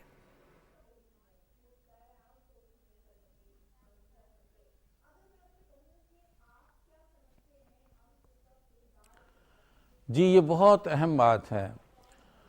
اقبال کے بارے میں ہم اپنے تعلیمی نظام میں سرسری سا تعارف حاصل کر پاتے ہیں، حقیقت میں اس کے متن کی سلطنت میں ہم داخل نہیں ہوتے۔ تو اس میں ہمارا تعلیمی نظام، ہمارا میڈیا اور ہمارے رہنماؤں، ان تینوں کا کردار ہے۔ ہمیں اقبال کی سلطنت میں داخلے کی ضرورت ہے۔ اس میں ایک رکاوٹ جو ہمارے سامنے آتی ہے وہ ان کے کلام کا فارسی میں ہونا ہے۔ دیکھیے، انہوں نے 3 زبانوں میں اپنا کلام جو ہے ہم تک پہنچایا ہے، اپنے افکار پہنچائے ہیں، اردو میں، فارسی میں، انگریزی میں۔ تو اس رکاوٹ کو دور کرنے کی عربی اور فارسی جو ہماری بنیادی زبانیں ہیں، ان کے ساتھ جو ہماری اجنبیت بن گئی ہے، اس اجنبیت کو دور کرنے کی ضرورت ہے۔ تو تعلیمی نظام میں ایسے اہتمام کا بے حد اہتمام کی ضرورت کو محسوس کیا جا رہا ہے کہ ہم اپنی نوجوان نسل کو اپنے اس تہذیبی ورثے سے آگاہ کرنے کے لیے ان زبانوں سے آشنا کروائیں۔ اگر ہم ان زبانوں سے آشنا نہیں ہوں گے تو اقبال ہی کیا، ہم اپنی پوری تہذیبی روایت سے محروم ہوتے چلے جائیں گے۔ اب اقبال نے دیکھیے کہا کہ من بطبع عصر خود گفتم 2 حرف، اب یہ بھی فارسی میں ہے، کردام بحرین را اندر 2 ظرف، کہ میں نے اپنے عہد سے 2 باتیں کہی ہیں، 2 سمندروں کو ایک ظرف میں سمو دیا ہے، حرف پیچا پیچ و حرف نیشدار، تا کنم عقل و دل مردان شکار۔ ایک حرف پیچا پیچ ہے، ایک پیچیدہ بات ہے، اور ایک نیشدار حرف ہے جو سیدھا جا کر دل پہ لگتا ہے۔ مراد یہ ہے کہ میں نے reconstruction of religious thought in Islam کی شکل میں فلسفیانہ مباحث کو انگریزی میں بیان کیا ہے، اور شاعری کی صورت میں براہ راست دل کے تاروں کو چھونے والی بات کی ہے۔ اصل ان الذکر و اصل آن ز فکر، اے تو بادہ واری سے ان ذکر و فکر۔ ان میں سے ایک کی بنیاد جو ہے وہ ذکر ہے، اور دوسرے کی بنیاد فکر ہے۔ یعنی فکر کی بنیاد پر تو خطبات نے جنم لیا ہے، اور ذکر کی بنیاد پر شاعری نے جنم لیا ہے۔ تو یہ دونوں جو کردام بحرین را اندر 2 ظرف، انہوں نے کہا ہے کہ 2 سمندر ہیں جو ان کے افکار کے ہمارے سامنے ہیں۔ تو کیا ہم نے ان دونوں سمندروں کو تسخیر کر لیا ہے؟ کیا ان دونوں سمندروں کو اپنے اندر سمو لیا ہے؟ اگر غیر جانبدارانہ طور پر ہم اس سوال کا تجزیہ کریں تو اس کا جواب نفی میں ہے۔ تو ضرورت اس بات کی ہے کہ ہم اپنی نوجوان نسل کو reconstruction of religious thought in Islam کے مباحث سے آشنا کریں، ان کے فارسی کلام سے آشنا کریں، ان کے اردو کلام سے آشنا کریں۔ یہ ابھی تک نامنکشف ہیں، یہ ابھی تک نادریافت جزیروں کی حیثیت رکھتے ہیں۔ ابھی تو ہم خودی کے تصور کو ہی واضح نہیں کر سکے ہیں، ابھی تو ہم اقبال کے تصور پاکستان کو ہی واضح نہیں کر سکے ہیں، ابھی تو ہم اقبال کے اس بین الاسلامی، بین الانسانی اور بین الاقوامی معاشرے کے تصور کو واضح نہیں کر سکے ہیں جو انہیں دنیا بھر کے مفکرین میں ایک ممتاز ترین مقام پر فائز کرتا ہے۔ بالکل ٹھیک ہے، اور یہی ہمیں کرنا ہے، اسی کی طرف ہمیں بڑھنا ہے۔ بہت شکریہ سر، ساتھ موجود تھے آپ، اور آج ہم سے اقبال شناسی پر جس طرح ہم گفتگو کر رہے تھے کہ کیسے اقبال کو سمجھنے پڑھنے کی کوشش کرنی چاہیے، کیسے کریکولم کے تھرو، کیسے زبان کے تھرو، کیسے اگر ہم فارسی سیکھ پائیں، یا اب تو ذرا تراجم بھی ہوتے ہیں بٹ فارسی بھی سیکھ پائیں تو ان کے کلام سے آشنا ہونا ہمارے لیے آسان ہوگا۔ ناظرین بڑھتے ہیں اپنے اگلے موضوع کی طرف جو کہ ایک ریسرچ سے جڑا ہے۔ ریسرچ تھوڑی سی پرانی ضرور ہے لیکن اس ریسرچ کی امپلیکیشنز بہت اہم ہیں، اس پہ بات کرنا بڑا اہم ہے۔ جب ہم لائف ایکسپیکٹنسی کی بات کرتے ہیں نا تو اس میں ہمیں یہ ضرور دیکھنا ہوتا ہے کہ لائف ایکسپیکٹنسی ڈیپینڈ کر رہی ہوتی ہے آپ کے انوائرمنٹل فیکٹرز پر۔ تو ریسرچ ہے life expectancy as an indicator of environmental health, آج ہم اس پر بات کریں گے، اور اس سے متعلق ہم یہ ضرور ایک جملہ کہتے ہیں کہ اگر صاف ماحول ہو، اچھا انوائرمنٹ ہو، پینے کا صاف پانی ہو، حالات اچھے ہوں، تو 1/4 جو آپ کا بیماریوں کا بوجھ ہے نا دنیا پہ وہ آپ کم کر سکتے ہیں، صرف اچھا ماحول دے کر، اچھی آب و ہوا دے کر۔ اب ایک کیسے ہوگی، اس کے لیے کیا سٹیپس ہمیں لینے چاہیے، کتنا اہم یہ موضوع ہے، اس پر آج ہم بات کریں گے۔ پروگرام میں جوائن کر رہے ہیں associate professor health services academy Islamabad doctor اعجاز احمد صاحب۔ السلام علیکم سر، کیسے ہیں آپ؟ وعلیکم السلام سر، بہت شکریہ آپ نے جوائن کیا۔ سر 1/4 بوجھ بیماریوں کا یہ تو بہت بڑا ہے، اگر صرف ہم صاف ماحول ہی دے دیں دنیا کو، ہم کوشش کر رہے ہیں؟ جی ہم کوشش کر رہے ہیں۔ میرا خیال ہے کہ دنیا میں بہت ساری کاوش اس بارے میں ہو رہی ہے، پاکستان میں بھی ہو رہی ہے، دوسرے ممالک میں بھی ہو رہی ہے، لیکن جس ریسرچ کا آپ نے ذکر کیا یہ سن 2000 میں پبلش ہوئی۔ بالکل۔ ابھی 2022 میں ایک اور ریسرچ آئی ہے، وہ اس کے بعد مجھے ملی، میں نے اس کو بھی دیکھا۔ ٹھیک ہے۔ اور اس نے زیادہ ڈیٹیل میں، آسٹریلیا سے وہ پبلش ہوئی اور وہ بنگلہ دیشی اس کے آتھرز ہیں، اور انہوں نے زیادہ ڈیٹیل میں اس کو جو ہے وہ اس کا انہوں نے بھی تمام ملکوں سے ڈیٹا اکٹھا کیا سر؟ ہاں، انہوں نے 31 ممالک جہاں پر کہ بہت برے حالات ہیں، جہاں پہ لائف ایکسپیکٹنسی کم ہے، پولوشن کا بہت زیادہ مسئلہ ہے، انوائرمنٹل ایشوز بہت زیادہ ہیں، ان کا انالیسس کیا ہے، اور یہ انالیسس تقریباً 2008 سے لے کے آج تک کا تمام ڈیٹا انہوں نے اس میں دیکھا۔ اب اس میں یہ ہے کہ بڑی انٹرسٹنگ وہ چیز ہے کہ وہ کنٹریز جو کہ ڈیولپڈ ہیں اور وہ کنٹریز جو کہ ڈیولپنگ ہیں، ان کا اگر تقابل کیا جائے تو ڈیولپنگ کنٹریز کی جو لائف ایکسپیکٹنسی ہے، جو کہ بچے کی پیدائش کے بعد کتنا ایوریجلی کتنا وہ زندہ رہے گا، یا لائف کے کسی بھی ایریا آپ ایج کے اس پہ مائل سٹون پہ جاتے ہیں 15 سال یا 10 سال، تو اس کے بعد کتنی ایسی زندگی اس کی رہ جاتی ہے جو کہ اس کی آن این ایوریج ہے، جو کہ قومیں جیتی ہیں۔ تو جو ڈیولپنگ کنٹریز ہیں وہ تقریباً 70 کے لگ بھگ، اور جو ڈیولپ کنٹری ہیں وہ 80 کے لگ بھگ، اور اس کا جو بیسک اس کے بیچ میں ڈفرینس ہے وہ یہی ہے، سیف ڈرنکنگ واٹر ہے، سینیٹیشن ہے، اور لٹریسی ریٹ ہے، ایجوکیشن۔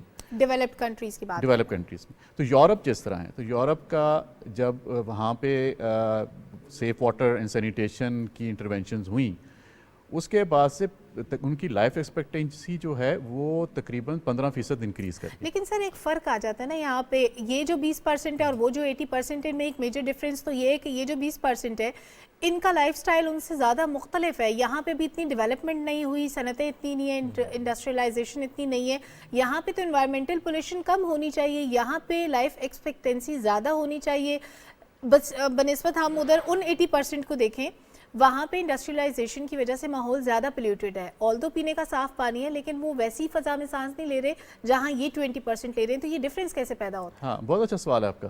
اس میں آپ کو ایگزامپل دوں گا جاپان کی۔ جاپان 1950 سے لے کے تقریباً 1970 تک، یہ پوری ایک 1.5 دہائی جو تھی، اس میں وہاں پہ آپ کو پتہ ہے کہ جب سیکنڈ ورلڈ وار ہوئی تو اس کے بعد وہ اپنے پاؤں پہ کھڑا ہوا، اور انہوں نے یہ نعرہ دیا کہ ہم انڈسٹریلائزیشن کریں گے۔ اب وہ جب انڈسٹریلائزیشن ہوئی تو اس کے پیچھے بیک کرنے کے لیے اسٹرانگ انوائرمنٹل لاز اور امپلیمنٹیشن نہیں تھی، تو بے انتہا پولوشن ہوئی، اور یہ میناماٹا کا نام آپ نے سنا ہوگا، تو میناماٹا ڈیزیز اس دور میں آئی، پھر اٹائی ڈیزیز جو ہے وہ جس میں کہ کرومیم جو تھی وہ پانی میں شامل ہوگی، جس طرح مرکری پانی میں شامل ہوگی، اور پھر کرومیم جو ہے وہ پانی میں شامل ہوئی، اور اس سے لوگوں کی جو ہے کیڈمیم پانی میں شامل ہوئی، اور اس سے جو لوگوں کو ہے وہ ان کی بونز ٹوٹ جایا کرتی تھیں اگر وہ ذرا سا ہلیں بھی۔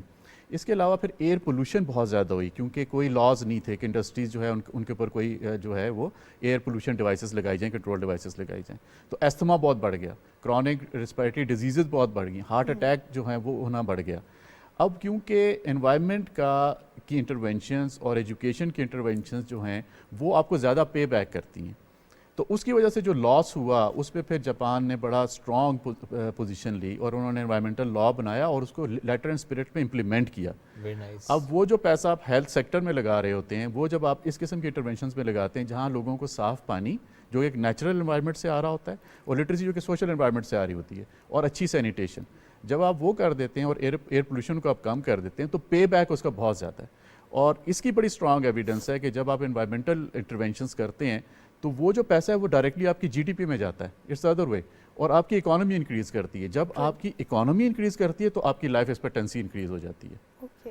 تو ون وے کاربن جو جتنا آپ کاربن پولوشن ہے کاربن کی وجہ سے اس کی تو ون وے ہے کہ وہ کاربن جو ہے وہ لائف ایکسپیکٹنسی کو کم کر رہی ہوتی ہے. زیادہ کاربن ہوگی, کاربن ڈائی آکسائڈ ہوگی تو وہ لائف ایکسپیکٹنسی کو کم کرے گی. واٹر اینڈ سینیٹیشن کا ٹو وے ہے اور یہ لائف ایکسپیکٹنسی اور دونوں ایک دوسرے کو اثر انداز ہو رہے ہوتے ہیں. تو اب سیف واٹر سپلائی کرنا کس کا کام ہے؟ وہ میونسپیلٹیز کا کام ہے. ایجوکیشن لٹریسی ریٹ بڑھانا ایجوکیشن ڈپارٹمنٹ کا کام ہے. تو جو ہیلدی انٹرونشنز ہیں دوسری منسٹریز کی یا دوسرے ڈپارٹمنٹس کی, ان کا پے بیک اگر آپ ہیلتھ میں ایکسپینڈیچر دیکھیں, ہیلتھ کا بجٹ ہمارا بہت کم ہے نسبتاً اگر باقی ملکوں کو دیکھا جائے. تقریباً $705 اگر اوور آل ڈیولپنگ کنٹریز میں دیکھیں یہ بہت کم ہے, کہ کہاں $5,000 اور $6,000 پر کیپیٹا کے حساب سے جو کہ ڈیولپ کنٹریز کا ہے. ایک ایگزامپل آپ کو امریکہ کی دیتا ہوں کہ 1980 سے لے کے 1980 کی 90 کی جو دہائی تھی, امریکہ میں ایئر پولوشن انٹرونشنز ہوئی اور ایئر پولوشن کم ہوئی, اور اسٹڈیز نے شو کیا کہ ان کی لائف ایکسپیکٹنسی 15% بڑھ گئی. تو ایئر پولوشن کا دیکھیے کتنا ڈائریکٹ وہ ہے. اب ہمارے ملک میں لاہور کی پولوشن کا سب مثال دیتے ہیں, جی ہم کتنے پولوٹڈ ہمارا جو ہے وہ سٹی ہے. اس طرح باقی سٹیز میں بھی پولوشن ہے. انڈیا کے سٹیز پولوٹڈ ہیں. ایک اسٹڈی شائع ہوئی, اس نے یہ بتایا کہ باوجود اس کی کہ پر کیپیٹا انکم بنگلہ دیش اور نیپال کی انڈیا سے کم ہے, لیکن ان کی لائف ایکسپیکٹنسی انڈیا سے زیادہ ہے. وہ سمجھ نہیں آ رہی تھی کیوں ہے. انڈیا میں ایئر پولوشن زیادہ ہے. بنگلہ دیش بہت, آپ دیکھیں ان کی کتنی اچھی انٹرونشنز ہیں, نیپال بہت صاف ستھرا, بھوٹان بہت صاف, جاپان کی ایگزامپل میں نے آپ کو دی. تو اگر آپ ایئر پولوشن کم کر لیتے ہیں, اپنے لاز کو صحیح طریقے سے اپلائی کرتے ہیں, آپ لٹریسی پہ توجہ دیتے ہیں, آپ سمپل چیز ہے سیف ڈرنکنگ واٹر لوگوں کے گھر تک پائپ واٹر سپلائی پہنچانا. جو ڈیولپنگ کنٹریز ہیں وہاں پہ ابھی بھی تقریباً 15 سے 20% لوگوں کو نہیں ملتا صاف پانی, اور تقریباً 29% کے قریب لوگوں کے پاس جو ہے وہ سینیٹیشن صاف نہیں ہے. تو یہ جو انفیکشس ڈیزیز کا سائیکل ہوتا ہے وہ زیادہ موٹیلٹی کاز کر رہا ہوتا ہے, اور اس سے سب سے زیادہ جو انفیکشس ڈیزیز ہے اس سے بچے. اور ایئر پولوشن وغیرہ اور دوسری جو پولوشنس ہیں ان کی وجہ سے جو ایلڈرلی لوگ ہیں, جو بوڑھے لوگ ہیں, وہ زیادہ متاثر ہوتے ہیں. اور اس طرح یہ دونوں اینڈز پہ آپ کی اموات کی شرح بڑھ جاتی ہے, لائف ایکسپیکٹنسی پھر کم ہو جاتی ہے. اور پھر آپ دیکھیں کہ وہ جو ایج گروپ جس نے کہ پروڈکشن کرنی ہوتی ہے, اگر وہ بچپن سے بیمار رہیں گے, بار بار بیمار رہتے ہیں, ظاہر ہے وہ اس طرح سے کما نہیں پائیں گے, اس طرح سے اکانومی کو سپورٹ نہیں کر پائیں گے. اب سر اس میں 3 چیزیں آ گئی نا, ایک آپ نے ایجوکیشن کی بات کی, ایک آپ نے بات کی انوائرمنٹل پولوشن کی, اور ایک آپ نے بات کی صاف پانی اور سینیٹیشن کی.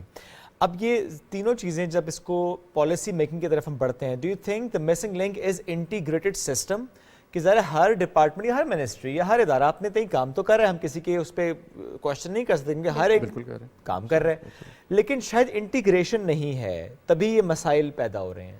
یہ جو پیپر ہے جس کا ذکر میں نے کیا, اور میں ان کو لکھوں گا بھی, کچھ چند ایک چیزیں جن پہ میں ان کے ساتھ کلیریفیکیشن چاہ رہا ہوں, لیکن جو ایک بڑی اہم چیز انہوں نے اس میں مینشن کی وہ یہ کی کہ ڈیولپنگ کنٹریز کی جو پالیسیز ہیں ان میں جو ہم کہتے ہیں کہ کلینکل اور ایپیڈیمیولوجیکل اسٹڈیز کے جو ہیلتھ آؤٹ کمز ہوتے ہیں ان کو نہیں لیا جاتا, کہ ڈیولپنگ کنٹریز کی پالیسی کے اندر ان کو دیکھا جائے. اب جس طرح لائف ایکسپیکٹنسی ہے یا آپ کی ہارٹ ڈیزیزز کا زیادہ ہونا, شوگر کے پاکستان میں ڈائبٹیز ایک بہت بڑا مسئلہ ہے. ایون کہ دیر آر کنٹریز کے جہاں پہ ڈائبٹیز جو ہے وہ 90% کو آف دا پاپولیشن کو جو ہے وہ چھو رہی ہے. ہمارے ہاں جو ہے وہ ڈفرینٹ سرویز آئے ہیں, کوئی 24% کہتا ہے, کوئی 27% کہتا ہے, کوئی 15% کہتا ہے, لیکن اس میں کوئی شک نہیں ہے کہ ایئر پولوشن الون تقریباً 1/4 اس کا برڈن ہے ڈائبٹیز کا. تو اگر آپ ایئر پولوشن کم کر دیتے تو شوگر کے مریض ویسے ہی 1/4 کم ہو جاتے ہیں. اچھا, ایئر پولوشن سے شوگر ہوتی ہے؟ ایئر پولوشن شوگر کاز کرتی ہے. یہ کیسے؟ ہاں, اس کا بھی اپنا پورا, اس کا ہم بڑے ڈیٹیل سے کسی ٹائم پہ بیٹھ کے بات کر سکتے ہیں کہ ایئر پولوشن کیسے کاز کرتی ہے. ایئر پولوشن سے شوگر ہو رہی ہے. ایئر پولوشن آپ کی شوگر میں اس کا ایک 25% شیئر ہے. ایئر پولوشن کا ایستھما میں ہے, ایئر پولوشن کا دمے کے مرض میں, بالکل جو کرونک obstructive ڈیزیز جس کو ہم کہتے ہیں، جس میں کہ لنگس جو ہے وہ کام کرنا آہستہ آہستہ ان کی استعداد کم ہو جاتی ہے، اس میں اس کا بڑا جو ہے وہ رول ہے. جب کووڈ آیا سب نے ماسک یوز کرنا شروع کر دیا. آپ دیکھیے آپ کو یاد ہوگا کتنا، اور گاڑیاں بھی کم استعمال ہوتی تھیں، انڈسٹریز بھی کم چلیں، اور ہمارے یہاں انڈسٹریز اور گاڑیاں آپ کو پتہ ہی ہے کہ ہمارے یہاں کتنا پولوشن کنٹرول کا اس کے اوپر ان پہ چیک رہتا ہے. سو اس طرح سے لاز اپلائی نہیں ہے جس طرح ہم جاپان کی ایگزامپل دیں یا امریکہ کی یا دوسرے کنٹریز کی ایگزامپل دیں جو کہ ڈیولپ کنٹریز ہیں. لیکن آبادی کے زیادہ ہونے سے اور پھر وہ تو یہ جو چیز ہے کہ جب آپ کی اوور آل فرض کریں آپ ایک نیا سٹی بنانا چاہتے ہیں، ایک نیا شہر بنانا چاہتے ہیں، تو اس شہر کو آپ کیسے بنائیں گے؟ آپ کے پاس کیا انڈیکیٹر ہوں گے کہ آپ کہیں گے یہ شہر بنائیں؟ آپ کہتے ہیں کہ اچھا ہمارے ملک میں شوگر جو ہے وہ 25% ہے، ہم ایک نیا شہر بنا رہے ہیں، اس شہر میں ہم ایئر پولوشن نہیں ہونے دیں گے، ہم اس میں سیف واٹر اور سینیٹیشن کی وہ چیزیں کریں گے، ہم اس کے اندر فزیکل ایکٹیویٹی جو ہے اس کو لے کر آئیں گے، لائف چوائسز، ڈائٹ ہم اچھی رکھیں گے، نیوٹریشن، وہ ان چیزوں پہ ہم چیک رکھیں گے. تو وہی شہر جو ہے اس کو آپ 10 سال بعد اس کا ڈیٹا لیجئے، وہ باقی شہروں کے مقابلے میں بہت بہتر ہوگا. There is another study which shows کہ پاکستان میں وہ شہر جو کہ زیادہ پولوٹیڈ ہیں، وہاں پہ اب ایسا نہ ہو کہ لوگ مائگریٹ کرنا شروع کر دیں، میں اس لیے نہیں کہنا چاہ رہا سر کر لیں تو وہاں پہ لوگ جو ہیں جو کہ زیادہ پولوٹیڈ شہر میں لوگ رہ رہے ہیں وہ آن این ایوریج 3.9 ایئرس کم جیتے ہیں. تقریباً 4 سال آپ کی زندگی کے کم ہو جاتے ہیں. آپ کی life expectancy on an average تو پاکستان کی 69 ایئرز ہے، لیکن جو موسٹ پولوٹیڈ شہر ہیں اگر ان کو دوسرے شہروں کے ساتھ آپ کمپیئر کریں تو تقریباً 3.9% آپ کی لائف ایکسپیکٹینسی کم ہو جاتی ہے. بیسٹ سٹی کیا ہے پاکستان میں جو سب سے صاف ہوگا؟ ابھی دیکھیں ایک ایگزامپل ہے، پچھلے دنوں آپ کے ابھی ٹی وی بھی بہت آیا، میڈیا بھی بہت آیا کہ ہمارے جو نردرن ایریاز ہیں وہاں پہ لوگوں کی عمریں لمبی ہیں، وہ لوگ زیادہ جیتے ہیں، اور پھر ان کی ڈائٹ بھی ماشاءاللہ ایسی ہے، اس کا بھی بڑا ذکر آیا. لیکن کہیں پہ مس ہو گیا کہ وہاں پہ پولوشن شاید اتنی نہیں ہے جتنی کہ ہم بڑے شہروں میں بالکل رہتے ہیں. نہیں. جس طرح میں نے آپ کو ایگزامپل دی کہ انہوں نے تقابل تک کیا بھارت کا، نیپال اور بنگلہ دیش کا، کہ وہاں پہ ان کی پر کیپٹا انکم کم ہے لیکن وہ 70 سال اور 71 سال پہ ہیں، اور بھارت 68 اور 69 پہ ہماری طرح ہیں. تو یہ کیا وجہ ہے؟ تو لیکن وہ کہیں سے مس کر گئے کہ ہو سکتا ہے کہ ایئر پولوشن وہاں پہ کم ہے، اور ہے بھی نسبتاً بھارت کا دلی آپ کو پتہ ہے کتنا پولوٹیڈ سٹی. بالکل. تو وہ ڈیپینڈ کرتا ہے کہ آپ کا کہاں پہ سر ایک سٹی میں رہتے ہوئے لیٹ سپوز ہم کنسیڈر کرتے ہیں اسلام آباد کا ایک اسپیسیفک انوائرمنٹ ہے، اس میں ہم نے ایک اسٹڈی کر لی کہ یہاں پہ لائف ایکسپیکٹینسی اتنی ہو سکتی ہے. اب یہاں پہ بھی جو لائف سٹائل کا ڈیفرنس ہے کیا اس سے امپیکٹ آتا ہے لائف ایکسپیکٹینسی میں؟ کوئی جھونپڑی میں رہتا ہوگا اس کو ڈائریکٹ ایئر پولوشن امپیکٹ کرتی ہوگی، کوئی اے سی والے کمروں میں 24 گھنٹے رہتا ہوگا اس کی لائف ایوری ڈفرینٹ ہوگی. بالکل، کیونکہ جو آپ کی جب لٹریسی انکریز کرتی ہے اور آپ اکنامکلی زیادہ ساؤنڈ ہوتے ہیں تو انفیکشس ڈیزیز کم ہو جاتی ہے. اب وہ لوگ جن کے پاس اکنامک کنڈیشنز ان کی اچھی نہیں ہیں یا جو سلمز میں رہتے ہیں تو ان کو اگر سیف ڈرنکنگ واٹر نہیں مل رہا، ان کی سینیٹیشن ٹھیک نہیں ہے، پراپر ان کو واش رومز وغیرہ نہیں ملتے، تو ڈیفینیٹلی وہ بار بار بیمار ہوتے ہیں. بچوں کی اموات ان میں زیادہ ہوں گی. اور اگر جو وہ شہر کے جہاں پہ فرض کریں کہ سینیٹیشن واٹر تو آپ کو پتہ ہے صاف پانی ہمارے بوتلوں کے علاوہ پانی ہم پی نہیں سکتے جو کہ باٹل واٹر آتی ہے، تو وہ ٹھیک ہے سیف ہوگا، لیکن میونسپیلٹیز کا جو کام ہے کہ وہ گھر گھر جو صاف پانی پہنچائیں اور لوگوں کو ایکسیس ہو، کیونکہ یہ نیچرل ریسورس ہے. تو وہ اگر ملنا شروع ہو جائے، آپ لوگ باہر کے لوگ جاتے ہیں، لوگ باہر کے ملکوں کی مثالیں دیتے ہیں کہ وہاں ہم ٹوٹی کھول کے پانی پی سکتے ہیں، اور وہاں پہ لکھا ہوتا ہے جی باٹل واٹر اور جو آپ کا ٹیپ واٹر ہے یہ ایکول ہے، تو don't waste your time, don't waste your money. لیکن ہم یہاں پہ ایسا نہیں کہہ سکتے. اور وہاں پہ آپ دیکھیے کہ وہاں پہ واٹر سے ہونے والی بیماری بہت کم ہے، نہ ہونے کے برابر ہے. ہمارے ہاں تو بڑا خطرہ رہتا ہے کہ لوگ جو ڈسپلیسڈ ہوں گے تو ایک دم سے ہیضہ کی بیماری پھیلنے کا بہت خطرہ ہوتا ہے. ہیپیٹائٹس اے اور ای جو پانی سے گندے پانی سے ہوتے ہیں، گدلے پانی سے، ان کے ہونے کا بہت خطرہ ہوتا ہے. اور پھر جو پانی کھڑا ہوتا ہے تو پھر مچھر اور ان کی ڈینگی اور وہ سارا کچھ. لیکن قطع نظر اس کے یہ ساری وہ بیماریاں ہیں جو کہ اگر سیف واٹر اور سیف یوز اگر اس کا سٹارٹ ہو جائے تو ان سب کا برڈن کم ہو جاتا ہے، اور ان کا بہت زیادہ آپ کہہ سکتے ہیں کہ کنٹریبیوشن ہے ٹورڈز لائف ایکسپیکٹینسی کم کرنے میں. سر اگر امریکہ یا رشیا یا چائنا جیسے بڑے ممالک کی بات کریں جو ہم بڑا آئیڈیلائز کرتے ہیں کہ وہاں پہ لائف سٹائل بڑا اچھا ہے، بڑا خوبصورت صاف ستھرا انوائرمنٹ ہے، آلدو وہاں پہ دھوپ نکلتی ہے نہیں نکلتی، وہ ایک علیحدہ فیکٹر ہے کہ وہ ہمارے جیسے موسم انجوائے نہیں کرتے، وہاں پہ آن ایوریج ایک بندے کی لائف کتنی ہوتی ہے؟ کیا وہ ہم سے زیادہ جیتے ہیں ہم ایشینز کی نسبت؟ رشیا جو ہے اس کا کمپیئر اگر باقی یورپ سے کریں تو وہ ان سے کم ہے، اس لیول پہ نہیں ہے. چائنا، ایشین اور چائنا کے بہت سارے سٹیز ایسے ہیں جو کہ کافی پولوٹیڈ اس میں آتے ہیں. لیکن اگر آپ تقابل کریں جاپان کے ساتھ تو جاپان میں جو ایوریج لائف ایکسپیکٹنسی وہ 85-87 اس تک ہے. امریکہ کی لائف ایکسپیکٹنسی جو ہے وہ 80s میں ہے. وہاں پہ ایون کہ جو پاکستانی یہاں سے آپ کے اپنے ریلیٹیوز ہوں گے جو یہاں سے مائگریٹ کر گئے تو ماشاءاللہ وہ ابھی تک بڑے آرام سے جو ہے ان کی آپ دیکھیں نسبتاً باقیوں کے دے آر لیونگ لانگر. تو وہ لانگ لیونگ کی وجہ اور سہولیات ہیلتھ کی وہ ساری بھی ہیں, کیونکہ اسی قسم کے جو پرچے ہیں وہ یہ بھی کہتے ہیں کہ آپ جب بہت زیادہ بجائے کلینکل سائٹ کے اوپر یا آپ ہیلتھ میں بہت زیادہ انویسٹ جب آپ کرتے ہیں تو آپ کو اتنا اس سے شاید آپ کو نہ فائدہ ہو جتنا کہ آپ کو اس وجہ سے ہوگا کہ آپ یہ ایجوکیشن میں سیف واٹر پروویژن میں اور سیف سینیٹیشن میں کریں. ایک اور اسٹڈی ہے وہ یہ کہتی ہے کہ جو ڈیولپنگ کنٹریز ہیں اگر آپ ان میں بتحاشا آپ ایجوکیشن میں بھی انویسٹ کر دیں, آپ ان کے ہیلتھ سیکٹر میں بھی انویسٹ کر دیں, لیکن اگر ایئر پولوشن کم نہیں ہوگی تو آپ کو شارٹ ٹرم ریزلٹس نہیں ملیں گے. It will take long time. تو اگر آپ ایئر پولوشن کم کرتے ہیں, اپنی پالیسیز کو آپ اسٹرانگ کرتے ہیں, میں یہ بات آج کا ہمارا جو ایک تو یہ تھا موضوع تو تھا ہی, لیکن جس چیز سے ہم ساری قوم ہماری پریشان ہے اس ٹائم پہ ہماری اکنامک کنڈیشن ہے. بچہ پریشان ہے, روز ہم نئی چیز سن رہے ہوتے ہیں, ہم پہ قرضوں کا بوجھ ہے. ڈیفینیٹلی بینگ ڈیولپنگ کنٹری ہم بہت مشکل حالات میں ہیں. تو ایک سجیشن ہے کہ ایک پالیسی بنا لی جائے جس میں تسلسل رہے کہ ہم کوئی بھی گورنمنٹ آئے کہ ہم یہ ایئر پولوشن پہ اسٹرانگ لاز بنائیں گے, سیف واٹر ہم پرووائڈ کریں گے. ابھی نہیں ملیں گے ریزلٹس, لیکن ڈاؤن دا لائن ہمیں ڈیولپنگ سے ڈیولپ ہونے کی طرف ہم چلنا شروع کر دیں گے. یہ ماڈلز تھائی لینڈ نے, ملائیشیا نے, جاپان نے, بہت سارے Asian south East Asian countries ہیں جنہوں نے اپنائے ہیں اور وہ اوور دا ڈیکیڈز وہ ڈیولپ کر گئے ہیں اور وہ قرضوں کی اس سے اور ان سب چیزوں سے آہستہ آہستہ جو ہے وہ نکلنا شروع ہو گئے, کیونکہ جو ویلتھ پر کیپٹا انکم بڑھتی ہے اس طرح لائف ایکسپیکٹنسی بڑھتی چلی جاتی ہے. اس سارے معاملے کے لیے کیا ہمیں حکومت کی طرف ہی دیکھنا ہے یا کہ ہم پرائیویٹ سیکٹر کو بھی انسینٹیوائز کر کے اس میں انکلوڈ کر سکتے ہیں, ان کا بھی فائدہ ہوگا اور شاید کام کرنا نسبتاً آسان بھی ہوگا with respect to safe drinking water and sanitation and every thing. Public private partnership بہت اچھا ماڈل ہے اگر اس کو صحیح طریقے سے اپلائی کیا جائے. گورنمنٹ کی ذمہ داری بنتی ہے, بہت زیادہ ذمہ داری ہوتی ہے گورنمنٹ کی, لیکن بعض جگہوں پہ گورنمنٹ سارے کام نہیں کر سکتی. میں کرنٹ اکنامک کنڈیشنز کو دیکھتے ہوئے بات کروں and as a developing nation یہ بات کر رہا ہوں. ذرا جب ہم ڈیولپ نیشنز کی بات کرتے ہیں ان کے لیے انویسٹ کرنا ذرا آسان ہوتا ہے. پاکستان میں ذرا انویسٹمنٹ اس وقت کرنا بالکل مشکل تو ہے نہیں. ہاں, لیکن اب دیکھیے اسٹرکچرز ہمارے پاس ہیں, ہمارے پاس مینز ہمارے پاس ہیں, ہم نے صرف چیزیں الائن کرنی ہیں. ایک دفعہ وہ چل پڑیں گی تو پبلک پرائیویٹ پارٹنرشپ اس میں کامیاب ہونا شروع ہو جائے گا. ایک پالیسی ہی اس وقت ریکوائرڈ ہے.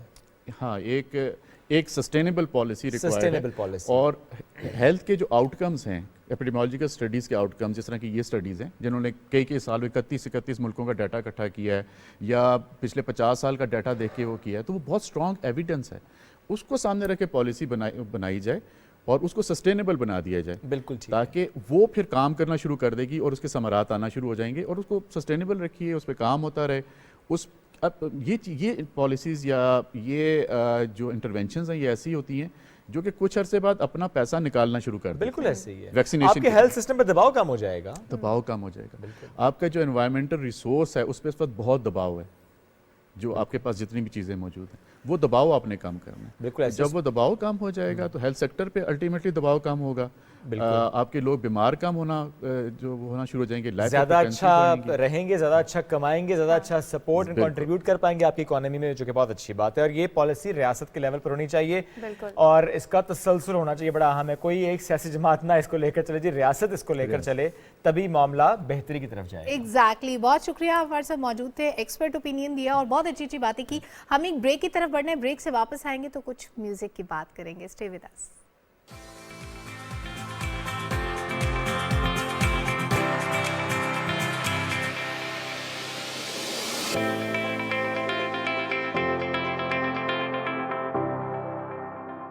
اس سحر انگیز سفر نامے میں آپ ہمارے ساتھ محو نظارہ ہو جائیں. Travelling tunes of Pakistan. وہ سامنے آ رہا ہے خجرات پاس. Congratulations to PTV on launching the program Traveling Tunes of Pakistan.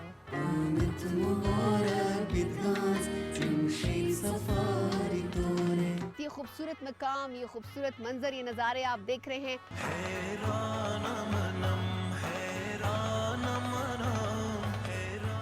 Pakistan के सूबों में जाकर वहाँ के लोगों की जुबानों के बारे में, उनके कल्चर के बारे में हर चीज आपको दिखाने वाले हैं।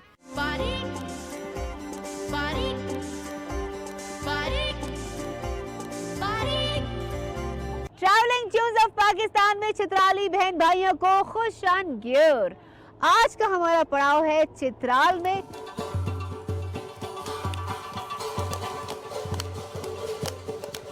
अवगान कदर मनो पिशावर से तासुता हर कले वायु खुश आमदीद वायु।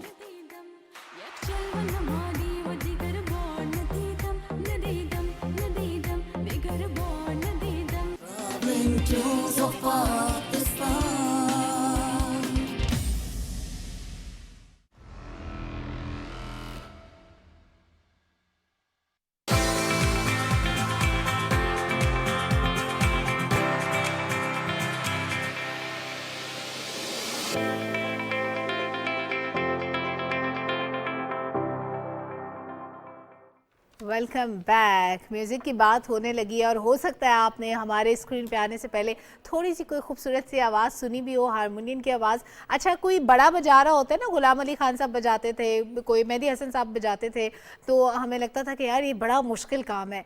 लेकिन अभी मैंने एक ऐसे बच्चे को बजाते देखा है, एक छोटी एज 14 ईयर्स में अगर कोई हारमोनियम बजाना सीख ले तो मेरे लिए बड़ी यूनिक बात है, बड़ी हैरत की बात है। इसको सीखना और फिर इसको प्ले करना, इट्स वेरी डिफ़िकल्ट। और बच्चों में, बच्चा हो बच्ची हो कोई भी हो, जब वो बजा रहा होता है तो ज़ाहिर है उसने उसके पीछे रियाजत की होती है, दिन रात जैसे गाने के लिए मेहनत होती है, इसी तरह हारमोनियम बजाने के पीछे भी होती है। तो हमारे साथ एक ऐसी 14 ईयर्स की छोटी सी बच्ची मौजूद है जिनका नाम है अरमा अहमद।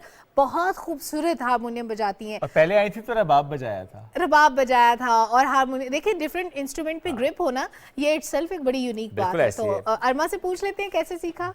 गुड मॉर्निंग, क्या हाल है भाई? मैं ठीक हूँ, आप जबरदस्त। रबाब से हारमोनियम जी क्यों? क्योंकि मैंने जब हारमोनियम प्ले करना शुरू किया था तो हमें तो पता है कि जब भी आप कोई स्किल सीखते हो आपने उसको बार बार पॉलिश करना होता है। तो मैं जब रुबाब सीखा तो फिर मुझे पता चला कि रुबाब से पहले भी हम एक इंस्ट्रूमेंट सीखते हैं उससे पॉलिश करने के लिए। तो वो हारमोनियम मैंने इसलिए सीखा ताकि मेरा रुबाब पे जो हैंड है वो और ग्रिप पे आए और इसलिए फिर वो ज़्यादा पॉलिश हो। कितना टाइम हुआ सीखे हुए? 7 मंथ्स हो गए। आप अगर थोड़ा सा साथ कुछ सुनाए भी ना हमें, ताकि हम जरा एंजॉय कर सकें। एतबार है कि बहुत अच्छा बजाती हैं। मैं आपको प्ले करके दिखाती हूँ। ये वतन तुम्हारा। ओके, बिल्कुल।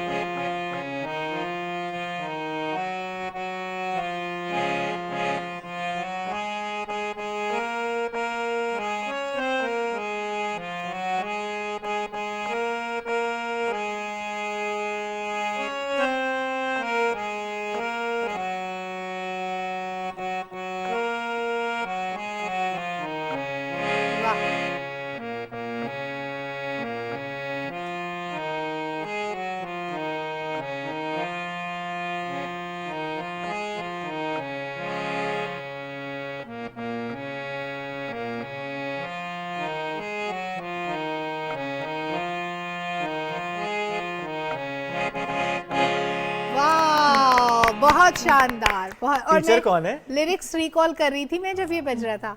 टीचर कौन है? सर तारिक। और रबाब भी उन्हीं से सीखा था? रुबाब मैंने अदनान हैदर से सीखा था, फिर उसके बाद मैंने हारमोनियम के लिए टीचर चेंज किया। और ये आप आर्ट्स काउंसिल में ही? जी, आर्ट्स काउंसिल में सीख रही हैं। अच्छा अरमा, ये एक तो कीबोर्ड की तरह, पियानो की तरह ये बजता है, ये जो साथ एक ऐसे जिसको हिलाते हैं, ये क्या होता है? ये इसके अंदर एयर जाती है। ओके। क्योंकि पियानो जो है वो इसकी एडवांस्ड फॉर्म है, इसके अंदर 3 ऑक्टेव्स होते हैं, उसके अंदर ज़्यादा होती जाती है क्योंकि वो जो पिच है वो हाई जो होती जाती है। अगर आप ये वाला हैंड मूव नहीं करेंगी तो ये कीबोर्ड जो है नहीं बजेगा। नहीं बजेगा। नहीं। ओके, इन दोनों की केमिस्ट्री सीखनी होती है आपने बेसिकली। اوکے. اچھا اس کے لیے آپ نے صرف استاد سے سیکھا یا کہ آپ نے یوٹیوب پہ بھی جا کے کچھ ویڈیوز بھی دیکھی؟ نہیں، میں ابھی ان سے ہی سیکھ رہی ہوں، اور وہ خود کہتے ہیں کہ اگر آپ کو کچھ سمجھ آ رہا ہے تو آپ خود اسے ریپلیکیٹ کرنے کی کوشش کریں، اس کے اوپر خود ہی اپنا ہاتھ چلائیں، پکا کریں، اور اگر آپ کو میوزک کی سینس سمجھ آ رہی ہے تو آپ کوئی بھی سانگ سن کے اس کی کمپوزیشن بنا سکتے ہیں. ارما، بہت سارے لوگ تو خود گانا چاہتے ہیں، انسٹرومنٹ بجانا، ظاہر ہے وہ انسٹرومنٹ کی آواز ہوگی، آپ کو اس پہ گرپ کرنا ہے کہ یہ کتنا اچھا اور کیسے بج سکتا ہے، تو آپ کو انسٹرومنٹ کا شوق کیوں ہے؟ چونکہ بہت سے لوگ گانا گا لیتے ہیں. اب ہمارے اسکول میں بھی جب سنگنگ کمپٹیشن ہوتا ہے تو بہت سارے بچے والنٹیئر کرتے ہیں، کوئی سنگر نکل آتا ہے، ہر کوئی سنگر نکل آتا ہے، لیکن پلے کرنے والا کوئی نہیں نکلتا. بات تو صحیح ہے، یہ بہت مشکل کام چوز کیا جی انہوں نے. اچھا رباب سے ہارمونیم، واٹس نیکسٹ؟ ابھی تو مجھے نہیں پتا، میرے خیال سے میں وائلن پہ پکڑوں گی. تبلے کا شوق ہے، آئی ریئلی لائک تبلا. وہ دیکھنے میں بڑا کیوٹ ہوتا ہے، اور اس کی جو ساؤنڈ ہوتی ہے جیسے اس کے اوپر ہاتھ ایسے چل رہے ہوتے ہیں، میں نے ایون 2 بچوں کو بھی بجاتے ہوئے دیکھا ہے. وہ بھی اس کے ساتھ ایسوسیٹیڈ ہوتا ہے، وہ اس کے ساتھ بجاتے ہیں کیونکہ وہ ہم لوگ ردم کے لیے سیکھتے ہیں. اچھا، آپ تبلا بھی ویسے سیکھ رہی ہیں؟ نہیں، میں ابھی نہیں سیکھ رہی، میں ابھی اسے کمپلیٹ کروں گی. جو اس کے اوپر ہم لوگ اپنا جب ٹاسک کمپلیٹ کر لیں گے پھر اس کے بعد ہم ردم سیکھنے کے لیے ہم تبلا سیکھیں. اوکے.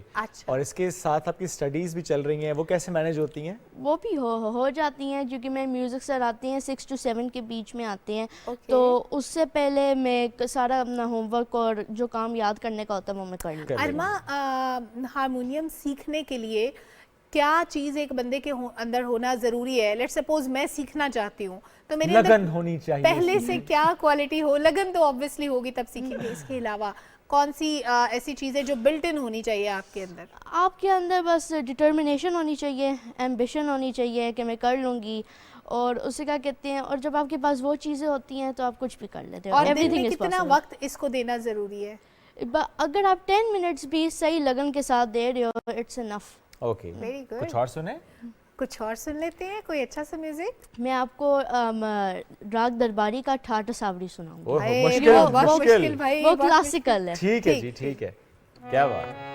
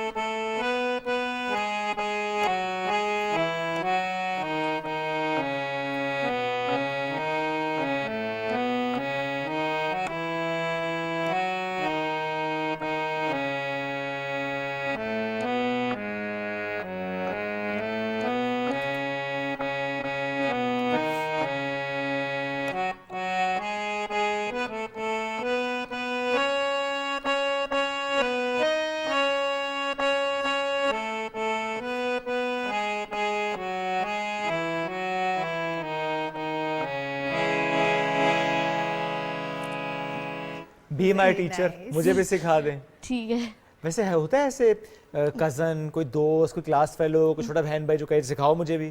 میں بالکل، اور میرے ٹیچرز ایک دفعہ میں اسکول میں پلے کیا تھا، یہ وطن تمہارا، یہ پلے کیا تھا تو میری ٹیچر نے کہا تھا مجھے بھی سکھایا تھا. پھر انہوں نے کہا تھا، لیکن وہ میتھ کی ٹیچر ہے، میتھ بھی میوزک کے ساتھ کافی ایسوسیٹیڈ ہوتا ہے، تو ہمیں میتھ کی کلاس میں بھی پلے کیا تھا، اور انہوں نے کہا تھا کہ میں آپ سے سیکھوں گی. ابھی بھی میں آج کل میں کوئی ایونٹ ہوتے ہیں تو تب آپ کو کہتے ہیں کہ ارما پلیز ہیلپ اس، ہمیں اچھا سا میوزک سننا ہے تو آپ کو مینڈیٹری ہے جی وہ تو. ہاں، میں سنا دیتی ہوں. Very good. یہ آپ کو پھر ہر جگہ کیری کرنا پڑتا ہوگا اپنا رباب، ہارمونیم، ساری چیزیں؟ نہیں، گھر میں تو ماما ہوتی ہیں، وہ اٹھا کر لے جاتی ہے، کہتی ہے ہم نے بھی سننا ہے، میں اٹھا کر لے کر جاؤں گی، تو میں دادوں کو بھی سناتی ہوں، اور اسکول میں بھی جب کوئی فنکشن ہوتا ہے تو مجھے بلاتے ہیں. یہ ویسے بھاری ہوتا ہے اٹھانا، ایزی ہوتا ہے یہ؟ رباب ایزی ہوتا ہے اٹھانا، یہ تھوڑا سا ہیوی ہوتا ہے. یہ میک اپ بیگ سے نا تھوڑا 4 گنا ہیوی ہوتا ہے. اوہ مائی گاڈ، یہ تو بہت زیادہ ہیوی ہو گیا، حالانکہ وہ بھی بڑا ہیوی ہوتا ہے. یہ واقعی ہیوی ہوتا ہے، اتنا آسان نہیں ہے. اچھا، کبھی کسی معاملے پر تانا پڑا آپ کو کہ تمہارے یہاں مارکس کم آئے ہیں، تم میوزک کے ساتھ بہت زیادہ اٹیچ ہو؟